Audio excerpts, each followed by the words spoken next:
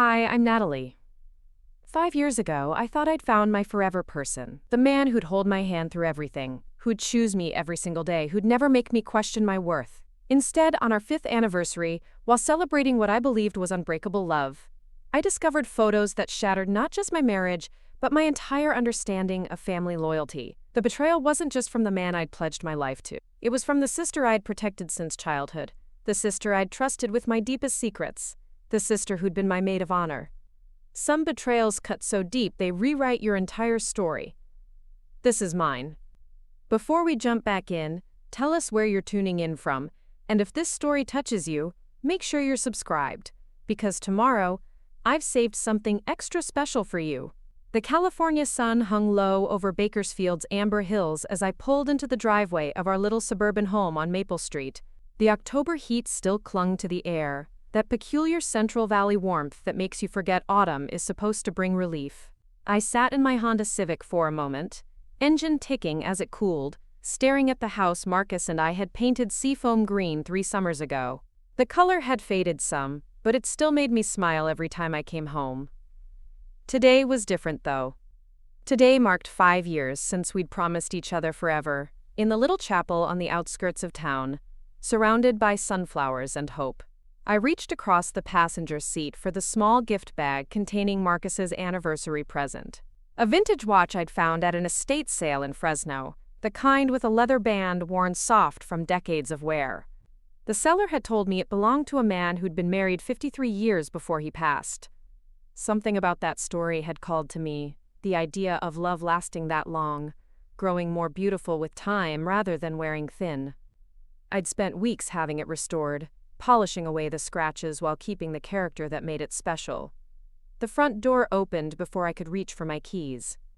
Marcus stood in the doorway, backlit by the warm glow of our living room lamps, that crooked smile spreading across his face the way it had on our first date at the coffee shop downtown.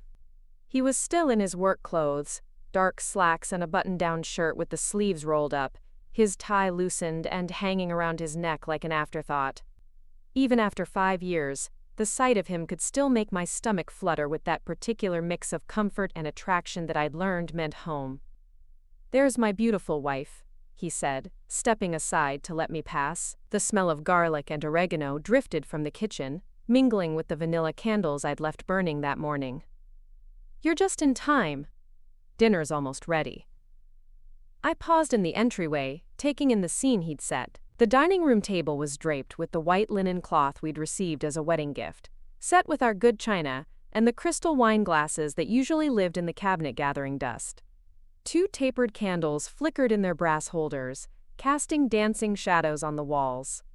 A bouquet of white roses sat in the center, their petals pristine and perfect, the kind of arrangement that costs twice what it should because it's from the fancy florist on Chester Avenue.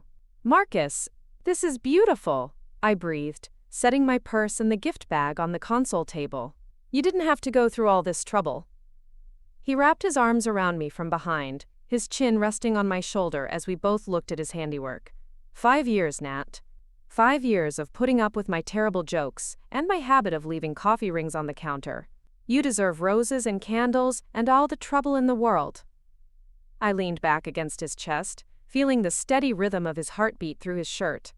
This was what I'd been craving all day, this moment of quiet intimacy, before we sat down to celebrate what we'd built together. At work, I'd been distracted, my mind wandering from client presentations to anniversary plans, counting down the hours until I could be here in his arms. "The chicken parmesan is in the oven," he murmured against my ear. "Your favorite. And I may have splurged on that wine you liked from our trip to Paso Robles." I turned in his arms, standing on my toes to kiss him properly. He tasted like mint and possibility, like all the tomorrows I'd imagined we'd share. "Have I mentioned lately that I love you, Marcus Thompson? Only every day for the past 5 years." He laughed, spinning me around once before setting me back on my feet. "Now go change into something that won't get ruined by my cooking." I promise I only set off the smoke alarm twice. 20 minutes later, I emerged from our bedroom wearing the navy blue dress I'd bought specifically for tonight. It wasn't anything fancy, just a simple wrap dress that Marcus had complimented the last time I wore it, but it made me feel confident and pretty in the way that comes from being truly known by someone. I'd touched up my makeup and let my dark hair down from its work ponytail, the waves falling just past my shoulders. Marcus had changed too, trading his work clothes for dark jeans and the gray sweater I'd bought him for his birthday. He was standing at the stove, stirring something that smelled incredible, his phone propped against the backsplash, playing the jazz playlist we'd created together during our first year of marriage. The sight of him there, comfortable and handsome in our kitchen, filled me with a contentment so deep it felt like coming home to myself. "Perfect timing," he said, turning to smile at me. "I was just about to call you down." He'd outdone himself with dinner. The chicken was golden and crispy, the pasta perfectly al dente, the salad bright with cherry tomatoes from the plant we'd grown on our back patio. We sat across from each other at the candlelit table, talking and laughing the way we had when we were first dating, when every conversation felt like a discovery, and every shared laugh was a small miracle. "Remember our first anniversary?" I asked, twirling pasta around my fork. "When you tried to make lobster and nearly burned down your apartment?" Marcus groaned, covering his face with his napkin.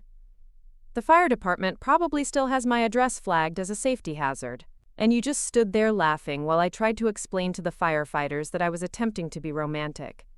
"You were romantic," I assured him, reaching across the table to squeeze his hand. "Disastrously romantic, but romantic nonetheless. That's when I knew I wanted to keep you around." "Because of my cooking skills? Because you cared enough to try, even when you had no idea what you were doing? Because you looked at me like I was worth burning down an apartment for?" His eyes softened, that look I'd fallen in love with crossing his face. "You are, you know, worth all of it and more." We ate slowly, savoring both the food and each other's company, the conversation flowing as easily as the wine he'd opened. He told me about his day at the construction site, about the new project they'd started on the north side of town, about his coworker Dave's ongoing drama with his ex-wife. I filled him in on the marketing campaign I was developing for a local restaurant, the challenging client who kept changing her mind about everything, the small victory I'd had convincing my boss to let me take on a bigger account. These were the moments I treasured most, the ordinary magic of being known and loved by someone who genuinely wanted to hear about your day. Not the grand gestures or the dramatic declarations, but the quiet intimacy of sharing daily life with another person who chose to be interested in the small details that made up your world. As we finished the main course, Marcus's phone buzzed against the table. He glanced at it briefly, then reached over to turn it face down with an apologetic smile. "Sorry, probably just work. You know how Dave gets when he's stressed about a deadline." I waved it off, though something about his quick movement to flip the phone struck me as odd. Marcus wasn't secretive with his phone. In 5 years of marriage, we'd developed the kind of casual openness that comes with deep trust. We knew each other's passcodes, borrowed each other's devices without thinking twice about it, left our phones lying around without a second thought. The phone buzzed again, vibrating against the wooden table with an insistence that seemed to cut through the candlelit atmosphere. Marcus's jaw tightened almost imperceptibly, but he didn't move to check it. "Maybe you should just see what it is," I suggested gently. "If it's important." "Nothing's more important than this," he said firmly, reaching across to refill my wine glass. "Tonight is about us. About celebrating what we've built together."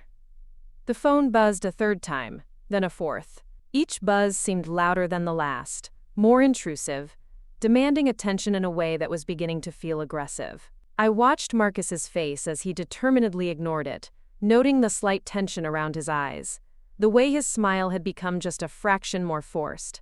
"Marcus, seriously, just check it. I don't mind." Preparing and narrating this story took us a lot of time, so if you are enjoying it, subscribe to our channel. It means a lot to us. Now back to the story. He hesitated for a moment, then sighed and picked up the device. As he swiped to unlock it, I caught a glimpse of the notifications crowding his screen. Multiple text messages, all from the same contact, though I couldn't make out the name from my angle across the table. "It's just—" he started, his voice trailing off as he stared at the screen. His face went through a series of micro-expressions too quick for me to read, but the final one was something that looked like panic barely contained. "It's nothing. Work stuff. I'll deal with it tomorrow." But he didn't put the phone back down. Instead, he held it slightly angled away from me, his thumb moving across the screen in quick, nervous swipes. Whatever he was looking at had captured his complete attention, despite his words about it being nothing important. I felt the first cold finger of unease trace down my spine. In our entire relationship, Marcus had never been secretive with me.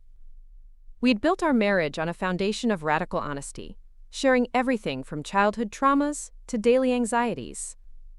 The man sitting across from me, clutching his phone like it contained state secrets, was behaving like a stranger.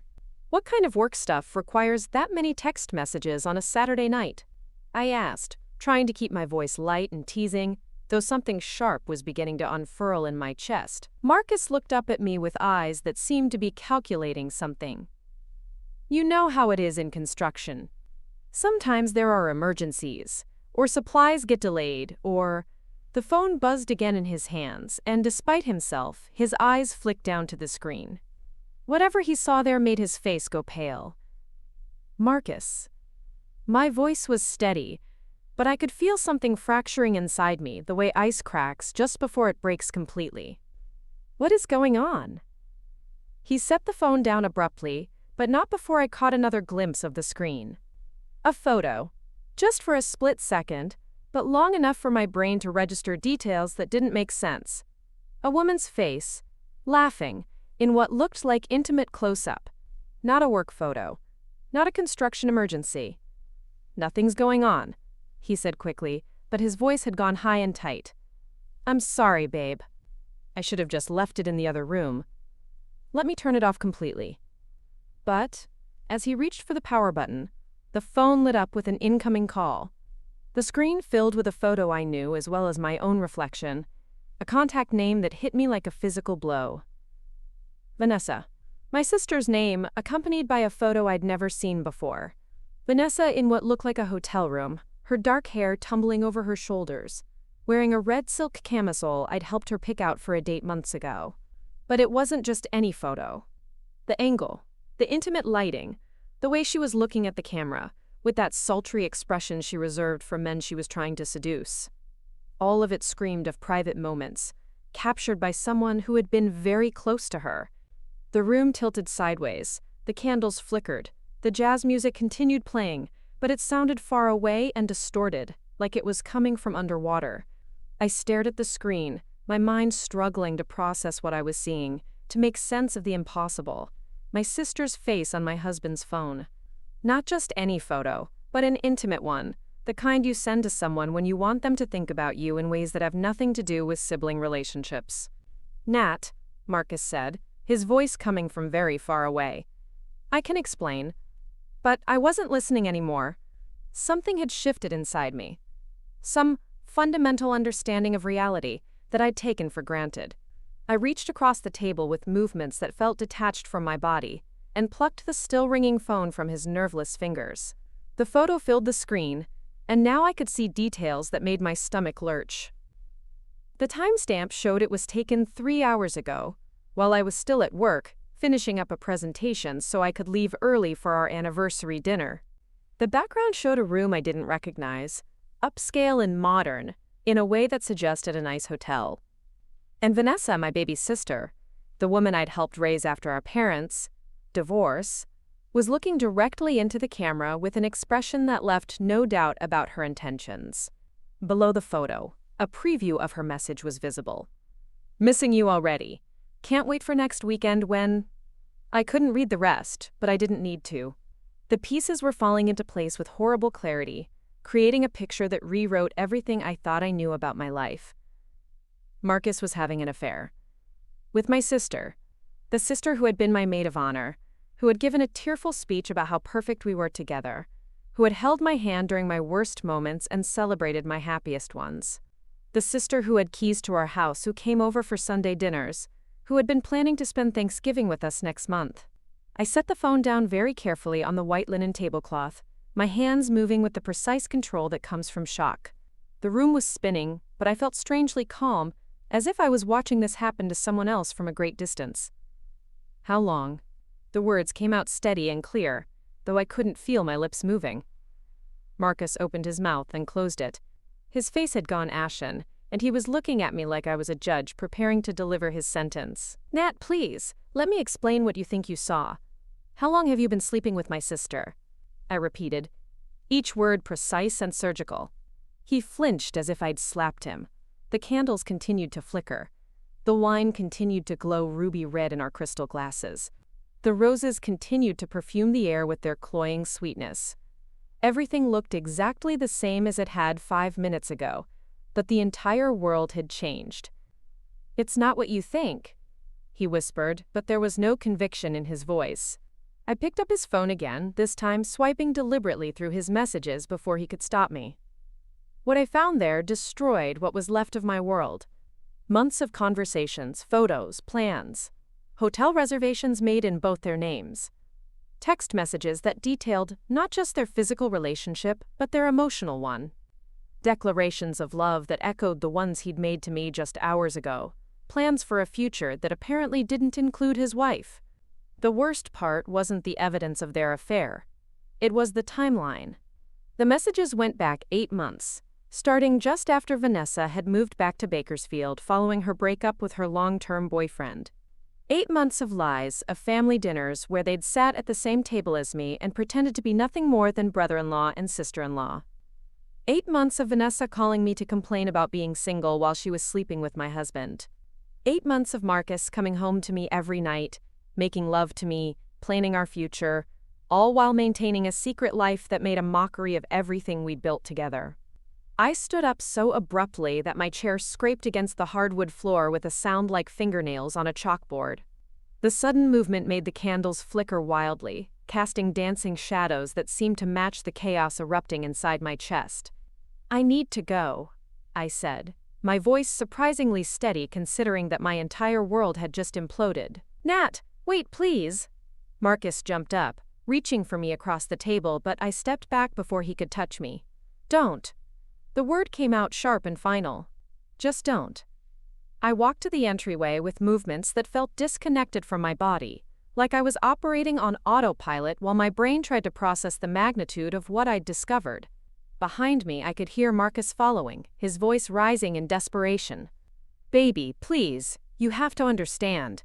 It just happened, it doesn't mean anything. You're the one I married, you're the one I love." I spun around to face him, and something in my expression must have warned him to stop talking, because his words died mid-sentence. "It doesn't mean anything," I repeated, my voice deadly quiet. 8 months of fucking my sister doesn't mean anything. Planning weekend getaways with her doesn't mean anything.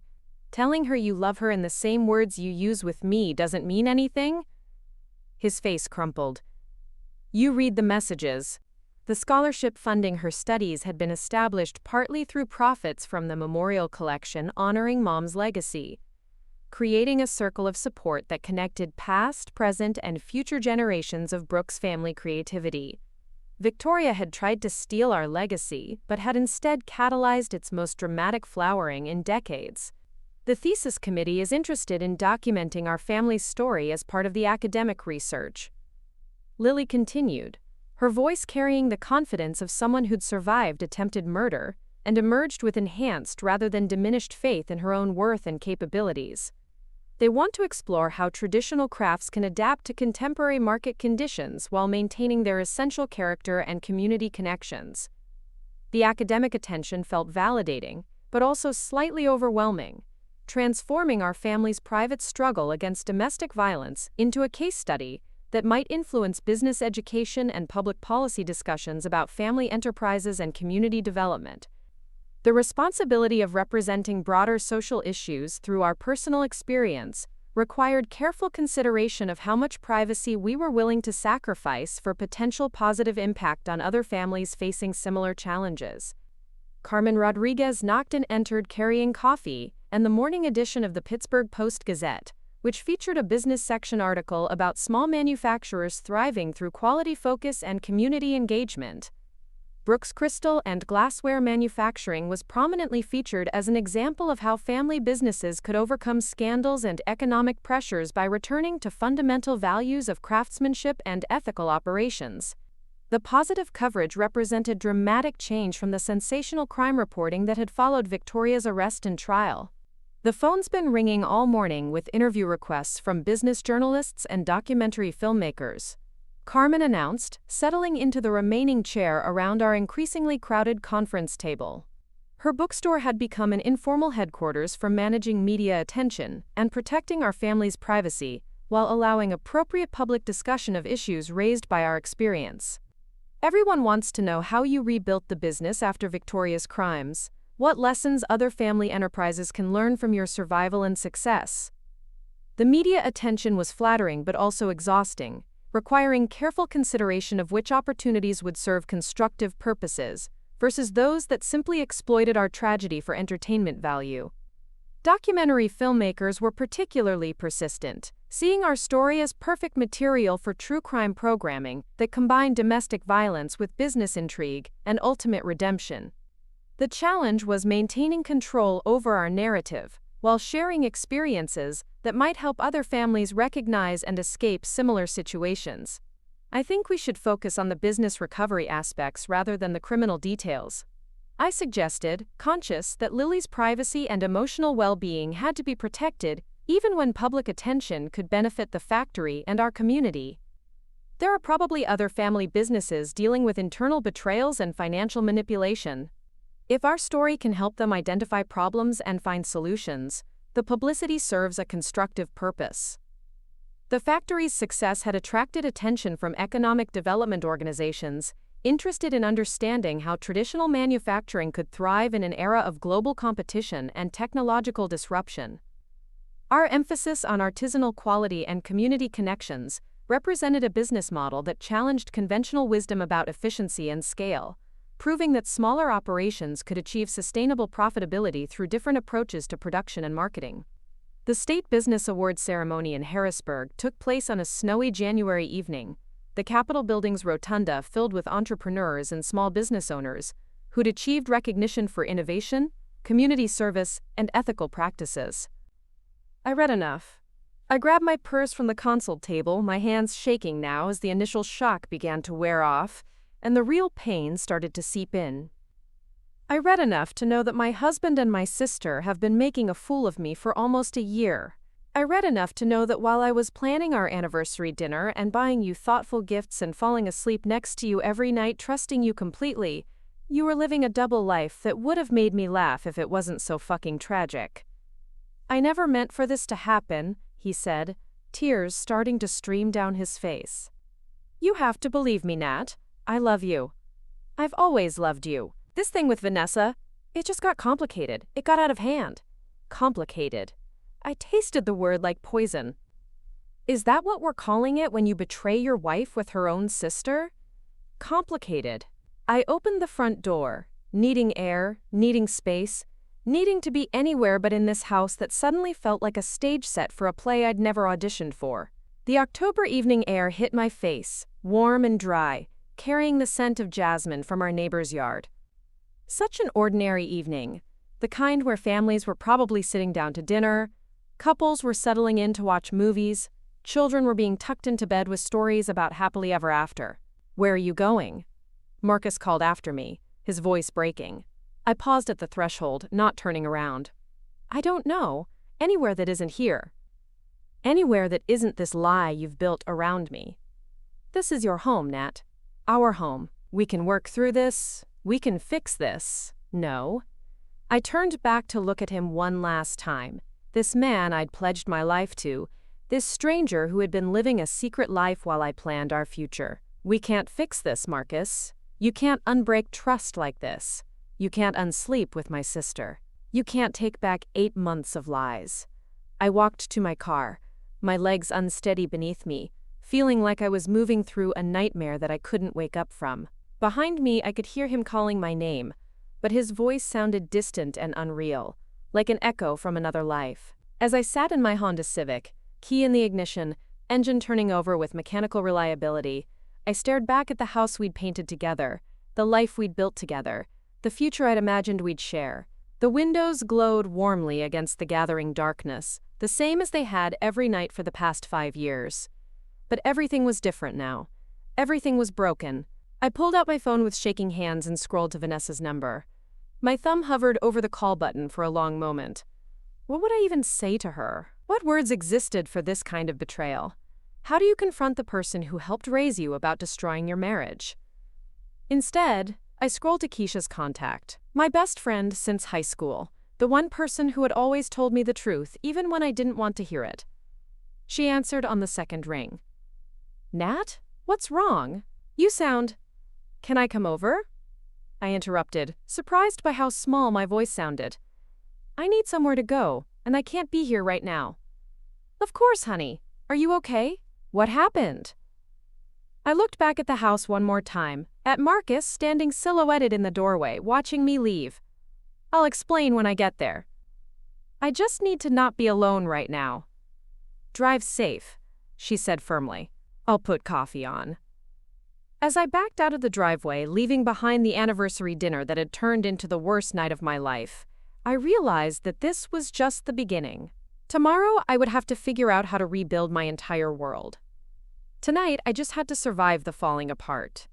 Keisha's apartment smelled like cinnamon and safety. The familiar scent hit me as soon as she opened the door, her face creased with worry, dark hair pulled back in a messy bun, wearing the oversized UCLA sweatshirt she'd owned since college. She took one look at my face and pulled me inside without a word, wrapping me in the kind of hug that acknowledges devastation without needing explanation. Sit, she said, guiding me to her overstuffed couch, the one we'd helped her move 3 times over the years. I'll get the coffee. But I couldn't sit. Sitting felt too much like accepting what had happened, like admitting that the last 3 hours had been real and not some twisted nightmare I was about to wake up from. Instead, I paced her small living room, my hands shaking as I tried to make sense of the fragments of my shattered world. Marcus is having an affair, I said to the empty room, testing the words out loud for the first time. They sounded foreign, like they belonged in someone else's story. With Vanessa. Keisha appeared in the doorway between her kitchen and living room, coffee pot in hand, her face cycling through confusion, shock, and finally, murderous rage. I'm sorry, what did you just say? I found photos on his phone. Messages. 8 months worth of messages, Keisha. 8 months. My voice cracked on the numbers, the timeline that transformed this from a mistake into a calculated deception. She set the coffee pot down on her counter with more force than necessary and crossed back to me, her hands finding my shoulders, steadying me physically while my world continued to spin off its axis. Tell me everything, she said, her voice gentle but firm. From the beginning. So I did. I told her about the anniversary dinner, about the roses and candles and the false intimacy of celebrating a marriage that had been built on lies. I told her about the phone calls, the photos, the messages that revealed not just betrayal but planning, intention, a whole secret relationship that had been thriving while I planned our future. I told her about Marcus's face when he was caught, about the pathetic attempts at explanation, about the way he'd called it complicated, as if that word could somehow minimize the destruction. Keisha listened without interruption, her face growing darker with each detail, her hands clenching into fists by the time I finished. When I finally ran out of words, she was quiet for a long moment, processing the magnitude of what I'd discovered. That bastard, she finally said, her voice low and deadly. That absolute piece of shit. And Vanessa. She shook her head, disgust written across every feature. Your own sister, Nat. The woman you practically raised after your mom moved to Phoenix. The woman who cried at your wedding because she was so happy for you. I keep thinking I must have misunderstood something, I said, sinking onto her couch at last, my legs finally giving out under the weight of everything. Like maybe there's some explanation that makes this not what it looks like. Maybe the photos were old, or maybe… Nat. Keisha's voice cut through my desperate bargaining with reality. You saw the timestamps, you read the messages. You know what this is. I buried my face in my hands, finally allowing the tears I'd been holding back to fall. They came in waves, each one carrying a different piece of my demolished life. Tears for the marriage I'd thought was solid. Tears for the future I'd imagined. Tears for the sister I'd trusted completely. Tears for the woman I'd been 3 hours ago, who had been excited about celebrating her anniversary and planning next weekend's trip to the coast. "I feel so stupid," I whispered between sobs. "How did I not see it? How did I not know?" Keisha moved to sit beside me, pulling me against her shoulder the way she had when we were teenagers, dealing with heartbreak that seemed world-ending, but was nothing compared to this. "Because you trusted them," she said simply. "Because you loved them and you had no reason to suspect they were capable of this level of betrayal. You feel stupid because you're a good person who assumes other good people operate with the same integrity you do. That's not stupidity, honey. That's just being human. But there must have been signs. There must have been things I missed, things I chose not to see. Stop." Her voice was firm, cutting off my spiral into self-blame. "This is not your fault. Their choices are not a reflection of your awareness or your worth, or anything you did or didn't do. This is about their character, not yours."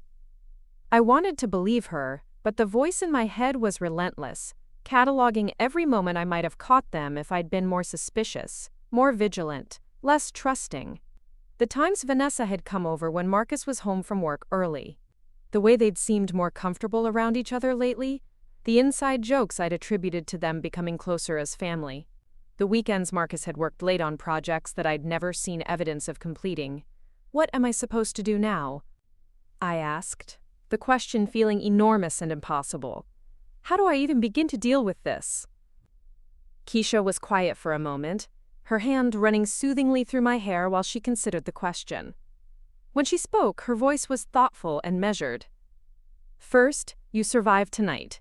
Then tomorrow, you start making decisions about what comes next. But tonight, you just need to not be alone with this." "I can't go back there," I said, the thought of returning to the house making my stomach lurch. "I can't sleep in that bed, in that room, knowing what I know now." "You don't have to. You can stay here as long as you need to. We'll figure out the practical stuff later." Her certainty was like an anchor in the storm that had become my life. For the first time since I'd seen those photos, I felt like I could breathe fully, like there might be solid ground somewhere beneath the chaos.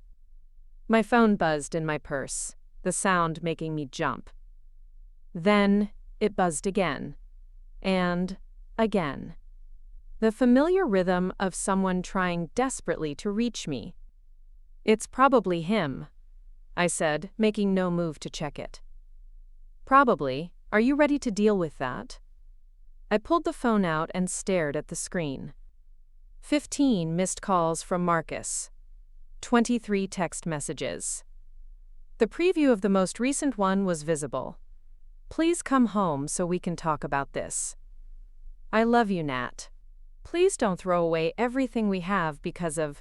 I didn't read the rest. Instead, I turned the phone off completely and tossed it onto Keisha's coffee table like it was contaminated. I can't deal with him right now. I can't listen to him try to minimize this or make excuses or tell me how much he loves me while he's been in love with someone else for 8 months. "Good," Keisha said approvingly. "You don't owe him anything right now. Not conversation, not forgiveness, not even the courtesy of hearing him out. You get to decide when and if you're ready for that." We sat in silence for a while, the weight of everything settling around us like dust after an explosion. Outside, Bakersfield was going about its Saturday night business, people finishing dinners and settling in for movies and making love and living their intact lives. The ordinariness of it felt surreal against the backdrop of my personal apocalypse. "I need to call out of work Monday," I said eventually, practical considerations beginning to surface through the emotional devastation. "I need to figure out where I'm going to live, what I'm going to do about the house, about the joint accounts, about everything we built together." "One thing at a time," Keisha reminded me. "And you don't have to figure it all out alone. I'm here, and so is my brother Carlos, and Aunt Carmen if you want family support that isn't contaminated by this mess." The mention of family made my stomach clench. I have to call Aunt Carmen. She's going to hear about this from someone, and I'd rather it be from me. "Do you want to do that now?" I considered it, trying to imagine that conversation. Aunt Carmen, who had stepped in as a mother figure after our parents' divorce, who had been so proud when Marcus and I got engaged, who thought of Vanessa as the daughter she'd never had. How do you tell someone that their two nieces have destroyed each other in the most fundamentally devastating way possible? Not tonight, I decided. I can't handle her reaction on top of everything else. But soon. Before she hears it from someone else. What about your mom? God, no. Not yet, maybe not ever. You know how she is. I rubbed my temples, feeling the beginning of a headache that was probably going to last for weeks. She'll find a way to make this about her, or she'll try to minimize it, or she'll suggest that maybe I should have been a better wife and then Marcus wouldn't have strayed. Keisha made a disgusted sound. Your mother's emotional intelligence hasn't evolved since you were 12. Exactly why I'm not calling her. I need support right now, not judgment or unsolicited advice about how to salvage a marriage that's already dead. Is it? She asked gently. Dead, I mean. Are you sure there's no part of you that wants to try to work through this? I looked at her in surprise, not having expected the question. You think I should consider staying with him? I think you should consider what you actually want, not what you think you're supposed to want or what anyone else expects you to do. This is your life, Nat. Your marriage. Your choice about what's forgivable and what isn't. I turned the question over in my mind, trying to imagine sitting across from Marcus at a marriage counselor's office, trying to rebuild trust that had been shattered so completely. Trying to look at Vanessa across the Thanksgiving table knowing what I now knew. Trying to believe Marcus when he said he loved me after months of him saying the same words to my sister. I don't think I could ever trust him again, I said slowly, the words feeling like stones in my mouth. Every time he was late from work, every time he got a text, every time he talked to another woman, I'd be wondering if he was lying again. And Vanessa. I shook my head. How do you forgive your sister for betraying you with your husband? How do you have a relationship with someone who could do that and then sit at your dinner table pretending to care about your happiness? You might not, Keisha said honestly. Some betrayals are relationship ending, and that's okay. Some lines can't be uncrossed. I keep thinking about their wedding toast, I said, a fresh wave of nausea washing over me. Vanessa's maid of honor speech about how perfect Marcus and I were together, how she'd never seen two people more meant for each other. She was already sleeping with my boyfriend then, wasn't she?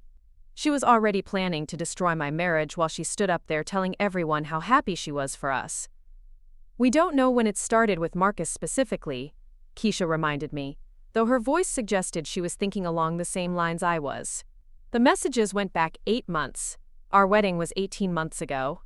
Even if they didn't start the affair until after the wedding, she was attracted to him, thinking about him, probably flirting with him while she was giving that speech about our perfect love. The thought made me physically ill. I'd been so touched by that speech, so grateful to have a sister who supported my marriage so completely. I'd saved a copy of it in my wedding album, had read it again just a few weeks ago, when I was feeling nostalgic about our early married days. I need to see those messages again, I said suddenly, reaching for my phone before remembering I'd turned it off. I need to know exactly when this started, what they said about me, how long they've been making a fool of me. Nat, no. Keisha gently pushed the phone away from me. That's not going to help you heal.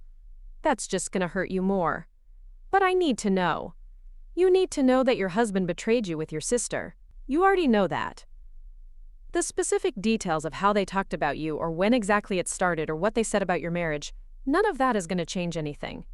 It's just going to give you more images to torture yourself with.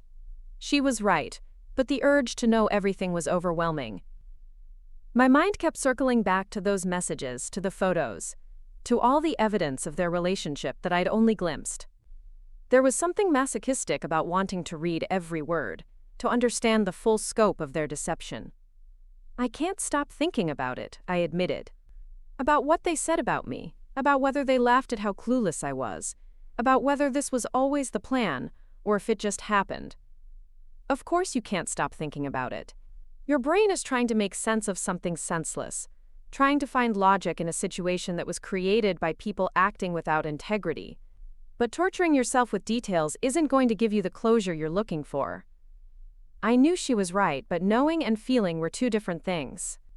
The not knowing felt almost worse than the knowing, leaving room for my imagination to fill in blanks with scenarios that were probably worse than reality. What if everyone knew? I asked, a new fear surfacing. What if people saw them together and just didn't tell me? What if I was the only one who didn't know what was going on in my own marriage? Then that says something about them, not about you, Keisha said firmly. And honestly, I doubt anyone knew. Marcus isn't stupid, and neither is Vanessa. They would have been careful, discreet. This probably shocked everyone who knows you as much as it shocked you. But what if it didn't? What if people are going to look at me like I'm pathetic, like I should have known, like I'm the stupid wife who couldn't keep her husband interested? Then fuck those people, Keisha said with characteristic bluntness. Anyone who blames you for your husband's infidelity is not someone whose opinion matters. You are not responsible for his choices, and you are not required to anticipate and prevent betrayal from the people who are supposed to love you most. Her words were like a lifeline in the storm of self-doubt that was threatening to pull me under. I'd spent the last few hours alternating between rage and heartbreak, but underneath both was a current of shame, a voice that whispered that I should have been better, smarter, more vigilant. I loved him so much, I said, the words coming out broken. I loved them both so much. I trusted them completely. I would have done anything for either of them. I know you did, honey. And they knew it too. That's what makes this so unforgivable. How do I even begin to rebuild from this? How do I figure out who I am when everything I thought I knew about my life was wrong? The same way anyone rebuilds after a disaster, she said. One piece at a time. One decision at a time. One day at a time. I don't even know where to start. You start with tonight. With getting some sleep if you can. With taking care of your immediate needs. Tomorrow you can think about lawyers and living situations and telling people what happened. But tonight you just survive this. She was right, but the idea of sleeping felt impossible. Every time I closed my eyes, I saw those photos, those messages, Marcus's face when he realized I knew. The betrayal felt too enormous to coexist with something as mundane as sleep. I don't think I can sleep, I said. Every time I close my eyes, I see them together. I keep thinking about all the times they were probably planning to meet while I was sitting right there, clueless. Do you want me to make you some tea? Something to help you relax? I don't want to relax. I don't want to feel better. I want to feel this. I want to be angry. I want to let myself hurt instead of trying to manage it or minimize it or make it easier to bear. Keisha studied my face, and I could see her weighing my words, trying to determine if this was healthy processing or destructive wallowing. Okay, she said finally. Feel it. Be angry. Hurt as much as you need to hurt. But don't hurt yourself, and don't make any permanent decisions while you're in this much pain. I'm not going to hurt myself, I assured her, understanding her concern. But I am going to let myself feel the full weight of this instead of trying to skip ahead to forgiveness or healing or whatever I'm supposed to do next. Good. You're allowed to be furious. You're allowed to grieve. You're allowed to take as much time as you need to process this before you decide what comes next. My phone buzzed from where I'd tossed it on the coffee table, the vibration muffled but insistent. Without thinking, I reached for it, powering it back on to see what new desperate message Marcus had sent. But it wasn't from Marcus this time. It was from Vanessa. The preview of her message was visible on the lock screen.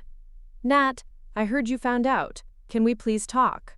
There's so much you don't understand about. I stared at the words, feeling something cold and sharp crystallize in my chest. The audacity of reaching out, of asking to explain, of suggesting there was something I didn't understand about my husband fucking my sister for 8 months while I planned our future. What is it? Keisha asked, seeing my face change. Vanessa, she wants to talk. She says there's something I don't understand. Are you going to respond?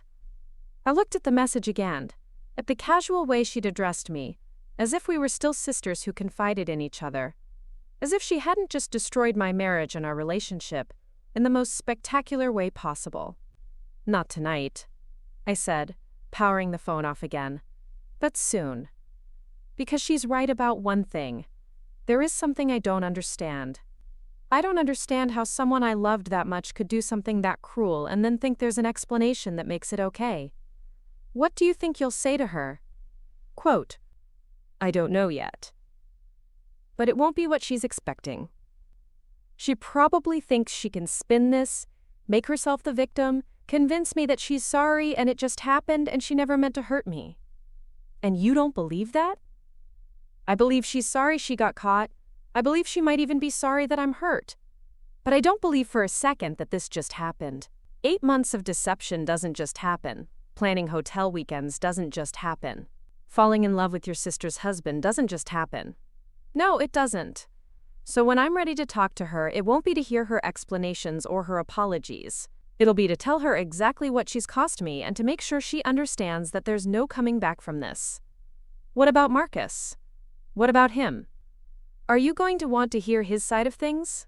I considered the question, trying to imagine sitting across from him, listening to him try to explain how he'd fallen in love with my sister while still claiming to love me. Maybe eventually.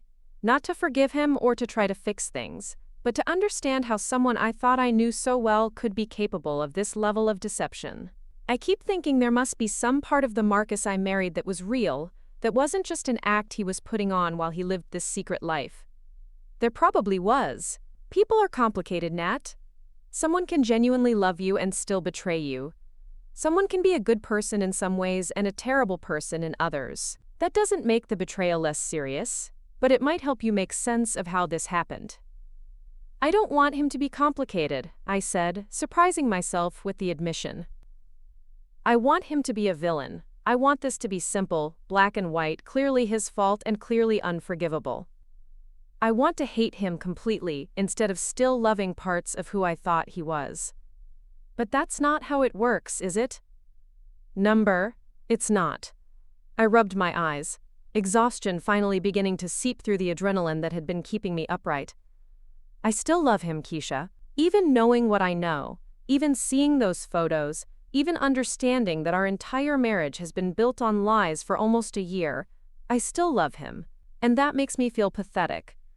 "It doesn't make you pathetic, it makes you human. Love doesn't just evaporate the moment someone betrays you. It takes time for your heart to catch up with what your brain knows." "How long?" I asked, hearing the desperation in my own voice. "How long before it stops hurting like this? How long before I stop missing him, even though I know what he did?" "I don't know, honey. Everyone's different. But it will get easier. The love will fade, or at least change into something that doesn't hurt to carry around. What if it doesn't? What if I'm one of those women who never gets over their first real heartbreak, who spends the rest of her life comparing everyone to the man who destroyed her? Then you'll deal with that if it happens. But you won't be. You're stronger than you think you are, Nat. You've already survived the worst part, which was finding out.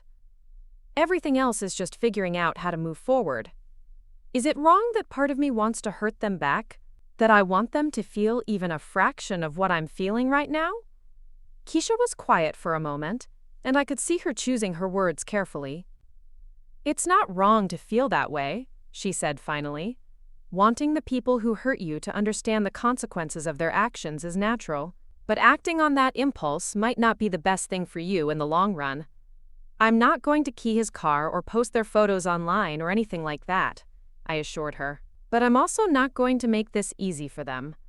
I'm not going to pretend to be okay or help them feel less guilty or protect them from the consequences of what they've done." "Good. You don't owe them comfort or forgiveness or anything else. You get to protect yourself now, and if that makes them uncomfortable, that's their problem to deal with." "I think I want to see a lawyer," I said, the decision crystallizing as I spoke it. "Not necessarily to file for divorce immediately, but to understand what my options are, what I'm entitled to, what this looks like practically." "That sounds smart. Do you want me to come with you?" "Would you?" "Of course. I'll take time off work if I need to. You don't have to navigate this alone." Her offer brought fresh tears to my eyes, but these were different from the ones I'd been crying earlier. These were tears of gratitude, of recognition that while I'd lost my husband and my sister, I still had people who loved me unconditionally. "Thank you," I whispered, "for letting me fall apart here, for not trying to fix this or make it better or convince me to forgive them, for just being here. This is what friends do, Nat. This is what love looks like when it's real." The distinction hit me like a physical blow. Real love, the kind that shows up in crisis, that doesn't ask for anything in return, that doesn't come with conditions, or betrayals, or secret agendas. I'd thought I had that with Marcus and Vanessa, but apparently I'd been wrong about what love looked like. "I'm scared," I admitted, voicing the fear that had been lurking underneath all the anger and hurt. "I'm scared that I'll never be able to trust anyone again. That this is going to break something in me that can't be fixed." "It might change how you trust," Keisha said honestly. "It might make you more cautious, more aware of red flags you might have missed before. But it won't break your capacity to love or be loved. It'll just make you more selective about who deserves those gifts. What if I become bitter? What if I turn into one of those women who assumes all men are cheaters? Who can't have a healthy relationship because they're too damaged from their past? Then you get therapy, and you do the work to heal properly, instead of letting this trauma define the rest of your life. But Nat, you're not bitter. Even in the middle of this disaster, you're not talking about hating all men or giving up on love entirely. You're talking about wanting to understand what happened and how to move forward. That doesn't sound like someone who's going to let this destroy her capacity for future happiness." I wanted to believe her, but the future felt impossibly distant and uncertain from where I sat, surrounded by the wreckage of everything I'd thought was solid in my life. "I don't know who I am without him," I said quietly. "We've been together for 7 years, married for 5. My entire adult identity has been built around being his wife, being part of a couple, being Nat and Marcus. I don't know how to be just Nat anymore." "Then this is your chance to figure that out," she said. "To discover who you are when you're not defining yourself in relation to someone else. It's terrifying, but it's also an opportunity." I'm not ready for opportunities.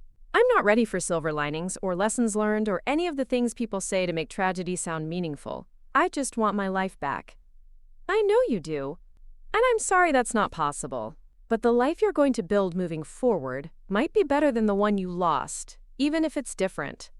How can it be better when it's built on the ruins of everything I thought I could count on? Because it'll be built on truth instead of lies. Because it'll be built by someone who knows her own strength instead of someone who's never been tested. Because it'll be yours in a way that your old life never really was." Her words stirred something in me that wasn't quite hope, but wasn't despair either.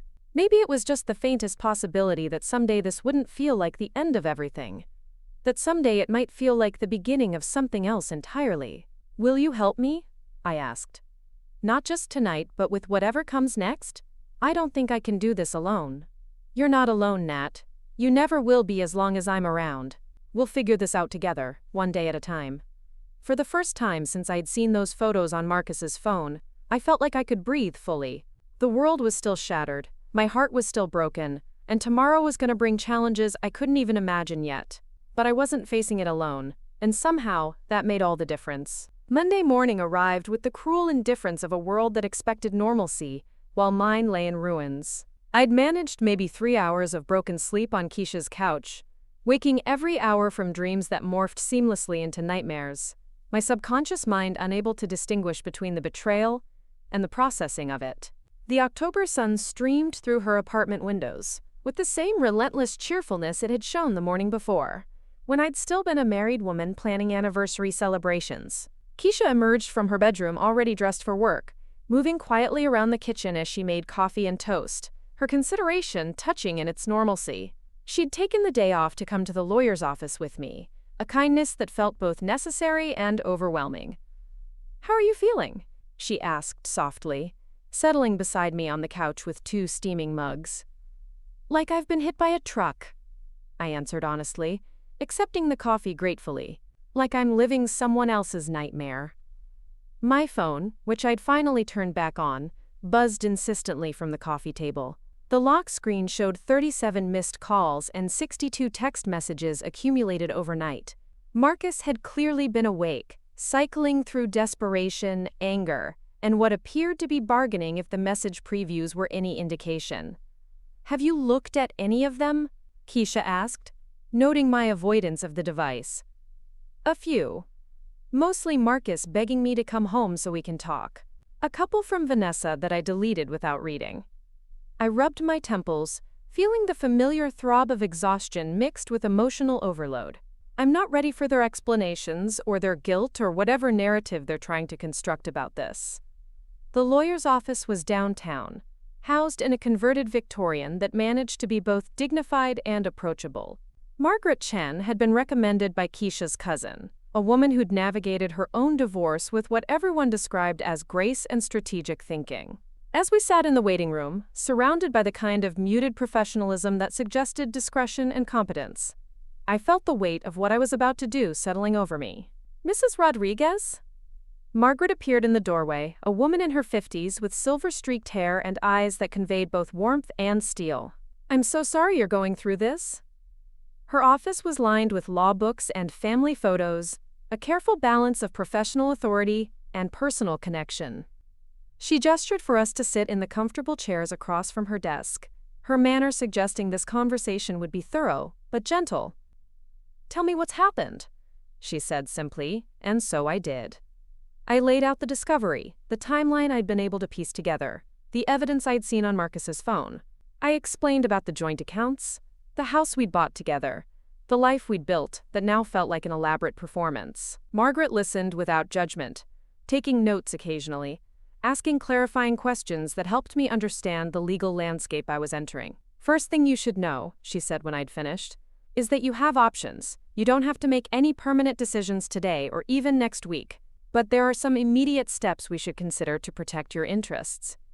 She outlined the practical realities of separation, the financial considerations, the emotional toll of divorce proceedings. Nothing she said was unexpected, but hearing it laid out in legal terms made it feel simultaneously more real and more manageable. "What about the evidence?" I asked. "The photos and messages I saw, do those matter legally?"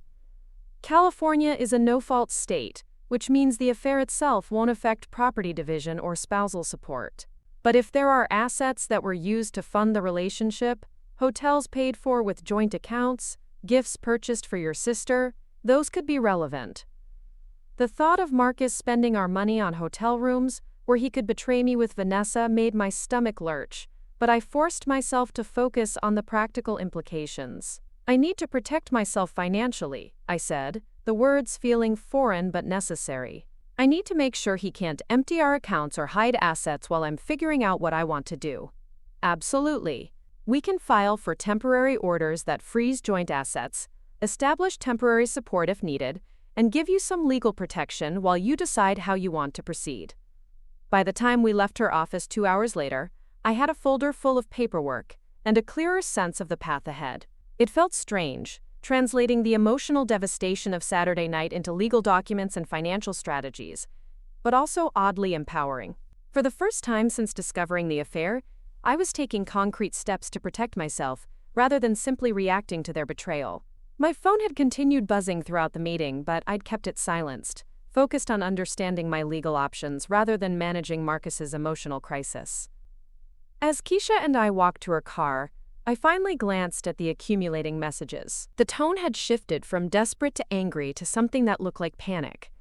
The most recent messages weren't from Marcus at all, but from numbers I didn't recognize. Mutual friends, I realized, people who had apparently been contacted by either Marcus or Vanessa, people who felt entitled to weigh in on my marriage crisis.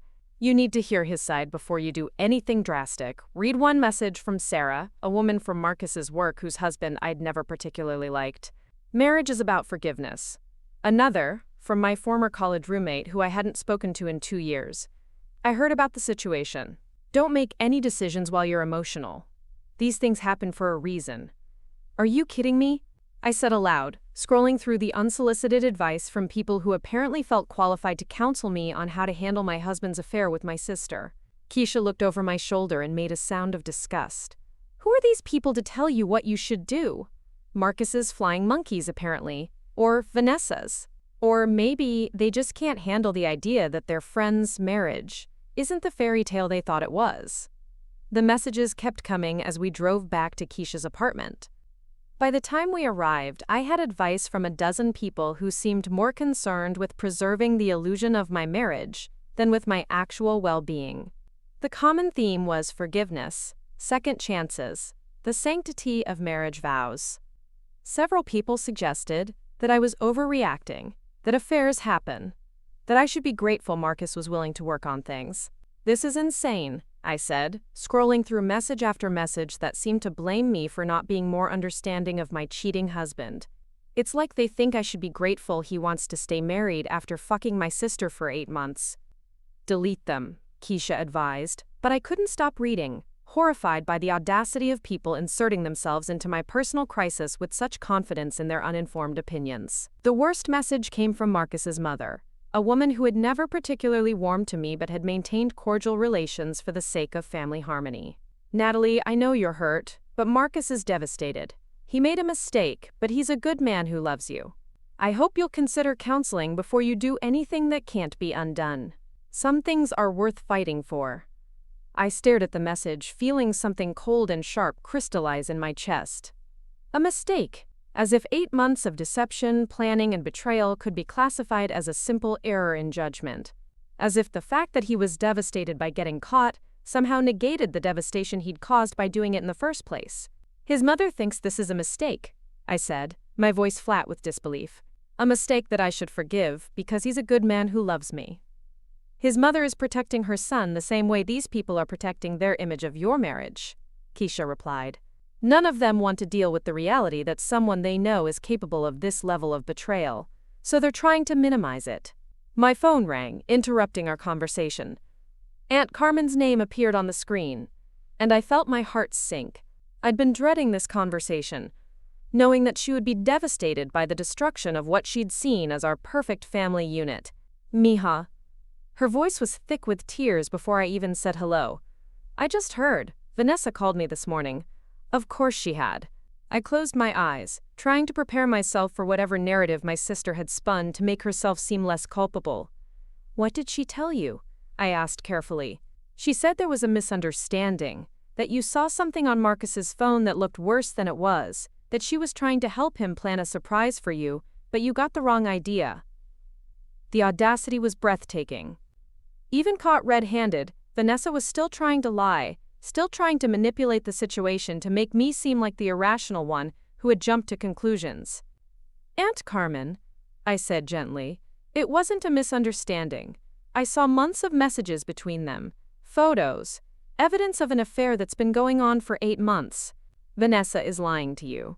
There was a long silence on the other end, and I could almost hear her processing this information, trying to reconcile the niece she'd helped raise with the woman who had betrayed her sister in the most fundamental way possible. "But she was crying, Mija. She seemed so upset, so sorry that you had misunderstood.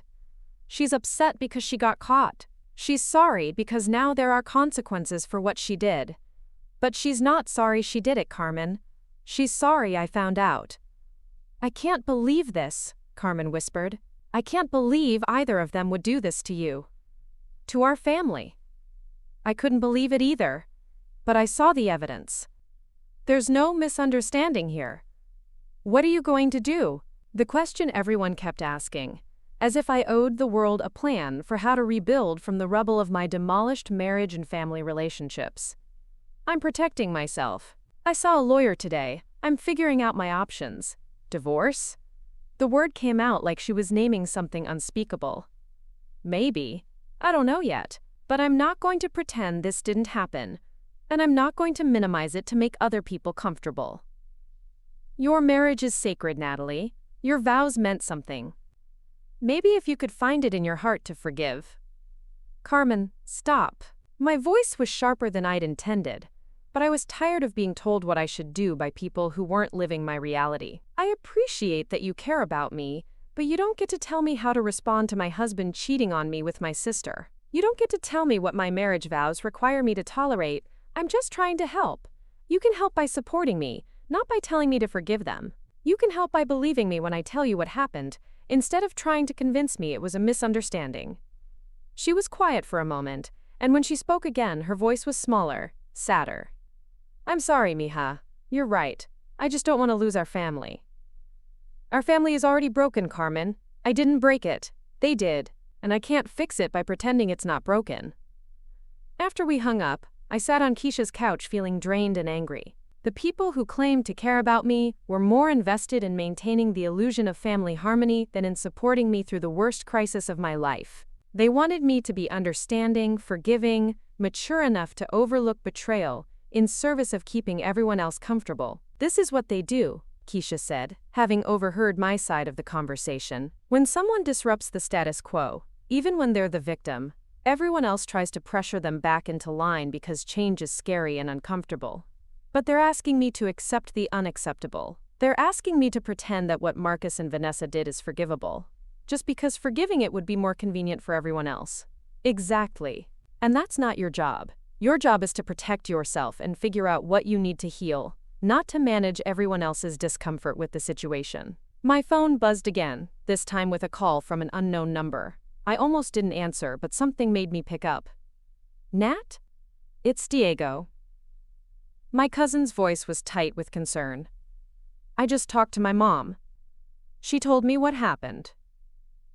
Diego was 3 years younger than me, but he'd always been protective, the closest thing to a brother I'd had growing up after our parents' divorce scattered us across different households. "Which version of what happened?" I asked wearily, because apparently there are multiple narratives floating around. "The real version. About Marcus and Vanessa. About the affair." His voice was flat, matter-of-fact. "I wanted you to know that some of us aren't buying the bullshit about misunderstandings." I felt tears prick at the back of my eyes, the relief of having someone believe me without question almost overwhelming. "Thank you," I whispered. "Everyone else seems to think I should be more understanding." "Understanding of what?"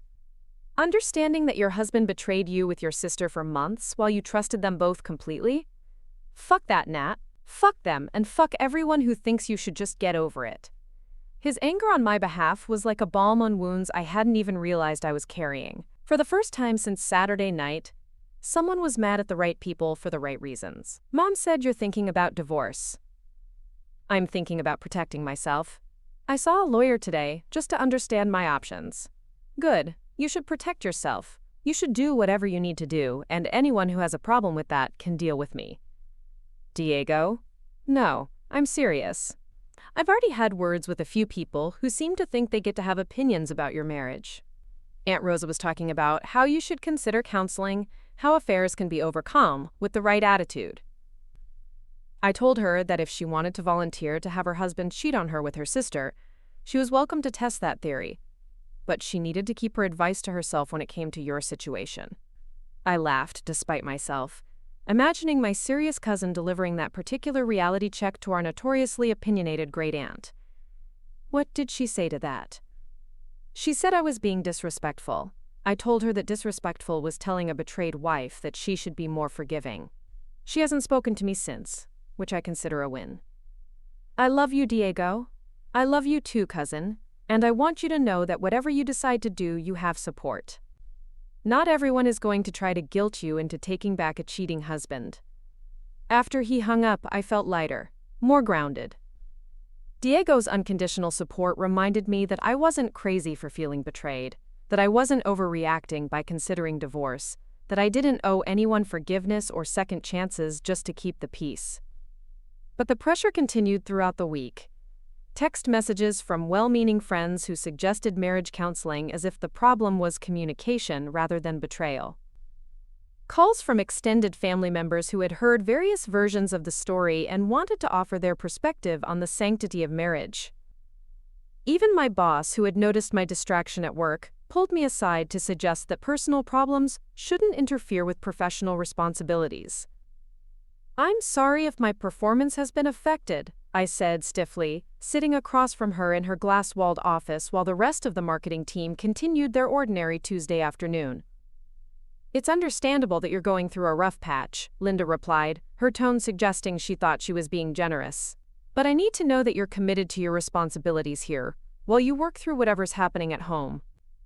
The casual dismissal of my crisis as a rough patch that I needed to work through while maintaining perfect professional composure felt like another weight added to an already crushing load. Everyone seemed to expect me to process the destruction of my marriage quietly, efficiently, without disrupting anyone else's comfort or convenience. I understand, I said, because arguing would only make things worse, because I needed this job now more than ever, because fighting on multiple fronts would exhaust what little energy I had left for survival. The breaking point came Thursday evening. I'd been staying at Keisha's for 5 days, sleeping on her couch, living out of a suitcase, trying to figure out my next steps, while the world seemed determined to push me back toward forgiveness and reconciliation. I was mentally exhausted from explaining and defending my right to be angry, from justifying my consideration of divorce to people who seemed personally offended by my unwillingness to immediately forgive. Keisha was working late, and I was alone in her apartment when the knock came at the door.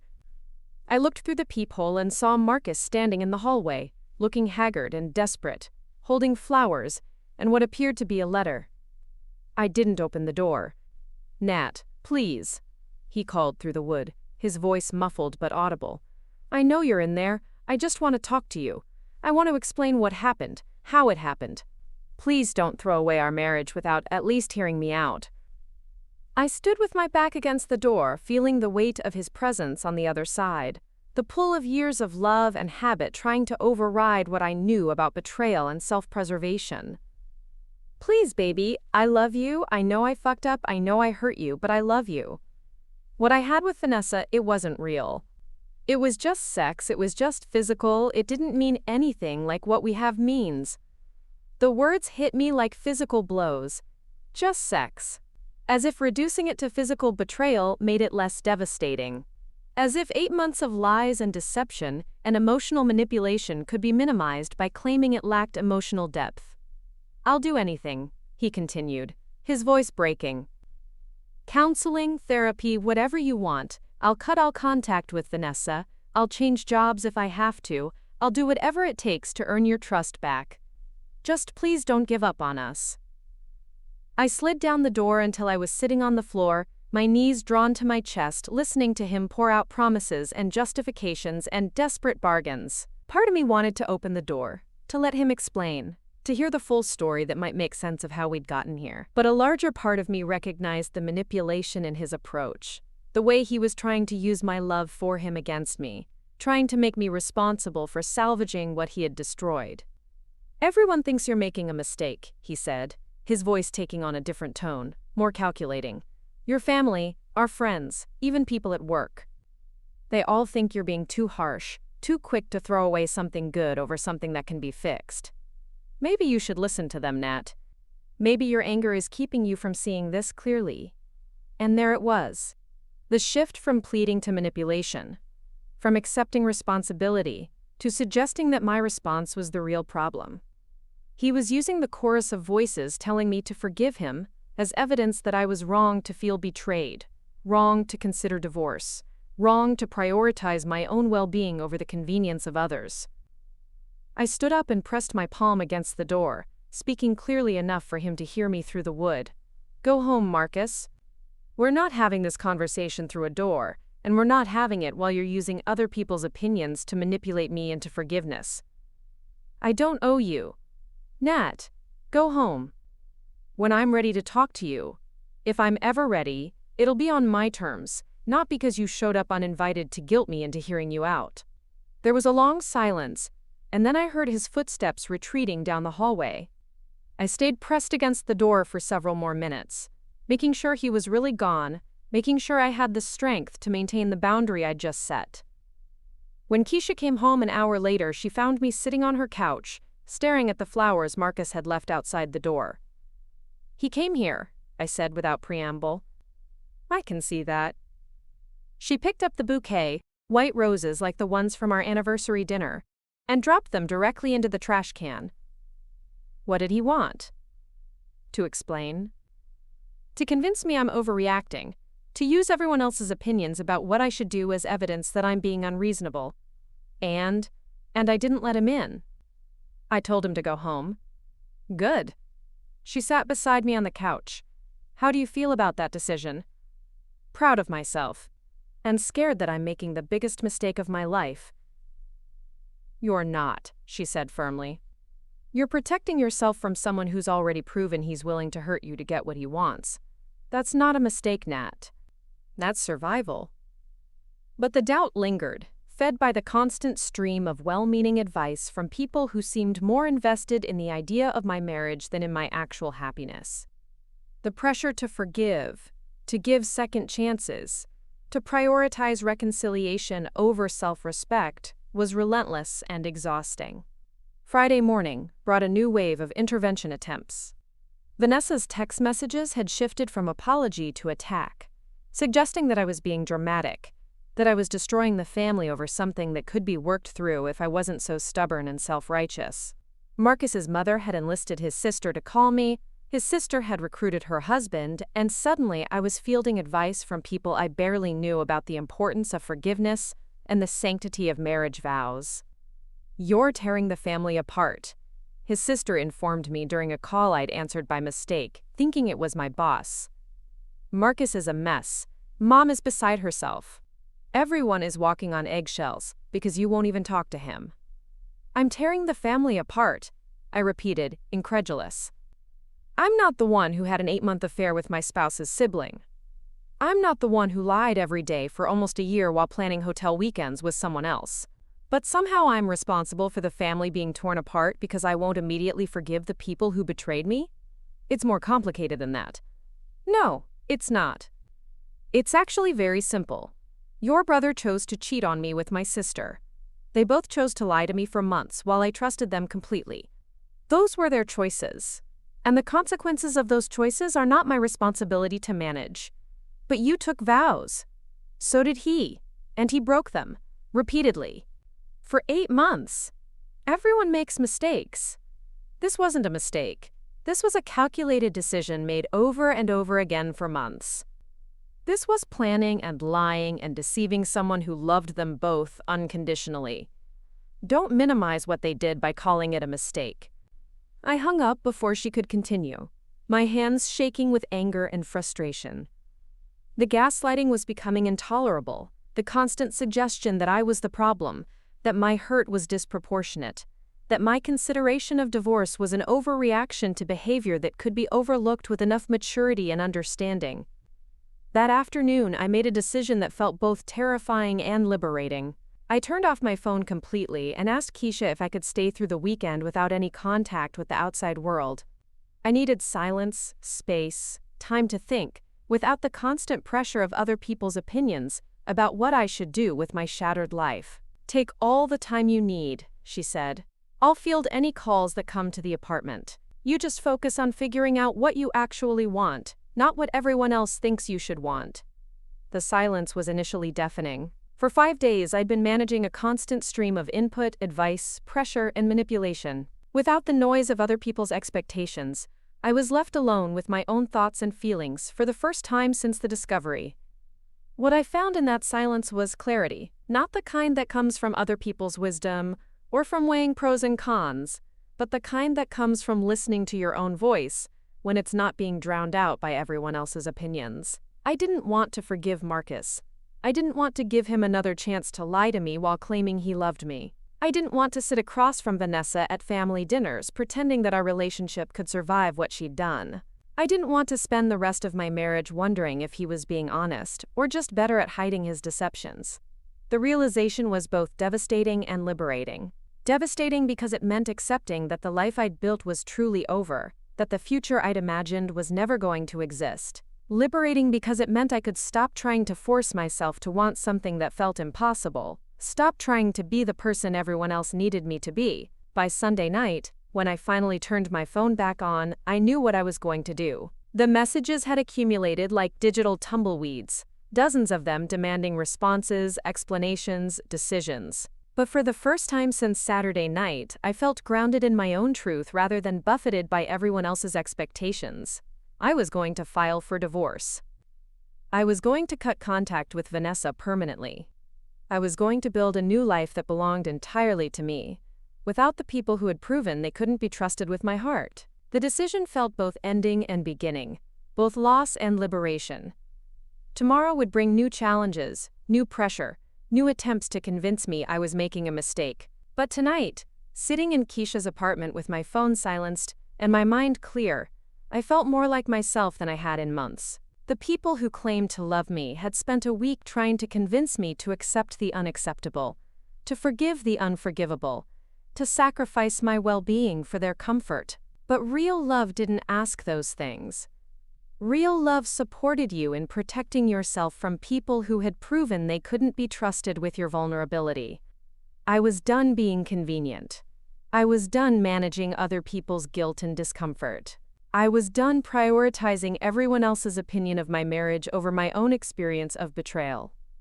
Tomorrow, I would start the legal process of ending my marriage. Tonight, I would mourn the future I'd lost and begin imagining the one I was going to create. Monday morning arrived with a different energy entirely. The weekend of silence had crystallized something inside me, transforming the chaos of betrayal and social pressure into a clear, unwavering purpose. I sat across from Margaret Chen in her office, no longer the devastated wife seeking to understand her options, but a woman ready to take decisive action. "I want to file for divorce," I said without preamble as soon as we'd settled into our chairs. "I've thought about it all weekend, and I'm certain this is what I want." Margaret nodded, her expression neither surprised nor judgmental. "Are you prepared for the pushback you're likely to face? Filing papers will make this real in a way that's going to intensify the pressure from family and friends." "I'm prepared," I said, though I wondered if anyone could truly be prepared for what was coming. "I'm tired of other people's opinions about my marriage mattering more than my own experience of it." She pulled out the necessary paperwork, and we spent the next 2 hours going through the details of asset division, spousal support considerations, and the timeline for dissolution. Everything felt surreal and businesslike, reducing 5 years of marriage to a series of financial calculations and legal procedures. "There's one more thing," I said as we neared the end of our meeting. "I've been documenting everything since I discovered the affair. Screenshots of messages before he could delete them, photos of the evidence, a timeline of events. I know California is no fault, but I want it all officially recorded." Smart thinking. Margaret approved. "While it won't affect property division, having thorough documentation protects you if he tries to rewrite history later or claim you're being vindictive." As I signed the papers that would officially end my marriage, I felt neither sadness nor relief, just a strange sense of rightness, as if I was finally moving in alignment with my own truth rather than everyone else's expectations. The papers were served to Marcus at his construction site that afternoon. I knew because my phone immediately exploded with calls and messages, the digital equivalent of a nuclear detonation in the carefully maintained fiction, that this was all just a misunderstanding that could be worked through with enough patience and forgiveness. "You actually did it," Diego said when I called him from Keisha's apartment that evening. "How are you feeling?" "Like I can breathe for the first time in 2 weeks," I answered honestly. "Like I finally did something for myself instead of managing everyone else's comfort." "Good for you." "I'm proud of you, cousin." The first real confrontation came Tuesday morning. I was at my desk, trying to focus on a client presentation while fielding the inevitable questions from coworkers who had heard various versions of why I'd been distracted lately, when Vanessa appeared in our office lobby. I saw her through the glass walls of our conference room, talking to our receptionist with what appeared to be tears in her eyes. She was wearing the black dress I'd helped her pick out for a job interview 6 months ago, her hair pulled back in the style I'd taught her when we were teenagers. Everything about her appearance seemed calculated to remind me of our history, of the sisterhood she was now weaponizing to gain access to me. "There's someone here to see you." Linda, my boss, appeared at my desk with an expression that suggested she was not pleased with my personal drama invading the workplace. "I'm not available," I said calmly, not looking up from my computer screen. "She says she's your sister. She says it's important." "I'm still not available." Linda's eyebrows rose. "Natalie, I think you should handle this." "She seems very upset." And this kind of disturbance isn't appropriate for a professional environment. The implication was clear. Deal with your family drama or face professional consequences. I looked through the glass at Vanessa, who was now openly sobbing in our lobby, creating exactly the kind of scene that would force me to either speak with her or appear heartless to my colleagues. Fine, I said, standing up with movements that felt mechanical and controlled. 5 minutes. I walked to the lobby, acutely aware of my coworkers, eyes following me, and gestured for Vanessa to follow me outside. The October air was crisp, carrying the scent of dying leaves and the promise of winter, a sharp contrast to the stifling atmosphere of manipulation I was about to enter. "Thank you," Vanessa said, her voice thick with tears that looked genuine but felt performative. "I know you don't want to see me, but we need to talk about this before you do something you'll regret for the rest of your life." "Something I'll regret?" I repeated, my voice steady despite the anger rising in my chest. "Like divorcing my husband? Or like cutting contact with my sister? Both seem like excellent decisions from where I'm standing." "Nat, please, you have to understand what really happened. It wasn't supposed to go this far. It wasn't supposed to mean anything. 8 months wasn't supposed to mean anything. Planning hotel weekends wasn't supposed to mean anything. Telling him you loved him wasn't supposed to mean anything." She flinched at my words, and for a moment, her composure cracked enough for me to see something that looked like genuine remorse. But then the mask slipped back into place, and she was back to working the angles. "I did love him," she said, the admission hitting me like a physical blow. "But not the way I love you. Not the way family loves each other. What Marcus and I had was complicated, but it was never about hurting you. Then what was it about, Vanessa? Help me understand how you could fuck my husband for 8 months without intending to hurt me." "I was lonely," she said, tears flowing freely now. "After David left, I was so lost, so broken. Marcus was kind to me, and one thing led to another, and before I knew it, we were in too deep to figure out how to stop without destroying everything. So you decided to keep going instead. I decided to try to end it without hurting you. We were working on how to break it off cleanly, how to go back to being just family. The weekend you found those messages, Marcus was supposed to be telling me that it was over, that he couldn't keep doing this to you." I stared at her, amazed by the audacity of the lie, by the way she could stand there and rewrite history with such conviction. "The messages I saw weren't about ending anything, Vanessa. They were about planning your next weekend together. They were about how much you missed each other. They were about a future that didn't include me. You misunderstood what you were seeing. Stop." The word came out sharp and final. "Just stop. I saw months of messages. I saw the photos. I saw the hotel reservations. Don't stand here and insult my intelligence by trying to convince me that I misunderstood my husband telling my sister that he loved her." She was quiet for a moment, seeming to realize that the gaslighting approach wasn't working. When she spoke again, her voice was different, more desperate. "Okay, yes, it went further than it should have. Yes, we said things and did things that were wrong. But Nat, I'm your sister. We grew up together. You helped raise me after Mom left. Doesn't that count for something? Doesn't our entire relationship matter more than this mistake? Our entire relationship is exactly what makes this so unforgivable," I said, my voice barely controlled. "You didn't just betray a stranger, Vanessa. You betrayed someone who loved you unconditionally, someone who would have done anything for you, someone who trusted you completely. You took that love and trust and used it as cover while you destroyed my marriage. I never wanted to destroy your marriage, but you did. Every time you slept with my husband, you were destroying my marriage. Every time you lied to my face, you were destroying our relationship. Every time you sat at my dinner table and pretended to care about my happiness while you were planning to meet him at a hotel, you were destroying our family." "We can fix this," she said, reaching for my arm, but I stepped back before she could touch me. "We can go to family therapy, we can work through this together. People overcome betrayal all the time. Families forgive each other. Some betrayals are unforgivable, Vanessa. Some lines can't be uncrossed."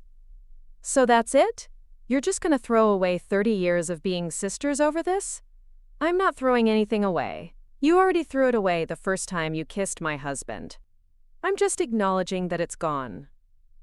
She broke down then, sobbing in a way that drew stares from people walking past our office building. For a moment, I felt the familiar tug of responsibility for her emotional well-being, the ingrained pattern of protecting and soothing her that had been established when she was 12 and I was 15 and our world had fallen apart. But I didn't move to comfort her. Instead, I stood there watching her cry, feeling nothing but a distant sadness for the relationship that was already dead, for the sister I'd thought I'd known who had never really existed. Everyone thinks you're making a mistake, she said through her tears, a last desperate attempt at manipulation. Aunt Carmen, Uncle Roberto, even Mom, they all think you're being too harsh, that you're letting pride destroy your family. Let me be very clear about something, I said, my voice colder than I'd ever heard it. I am not destroying this family.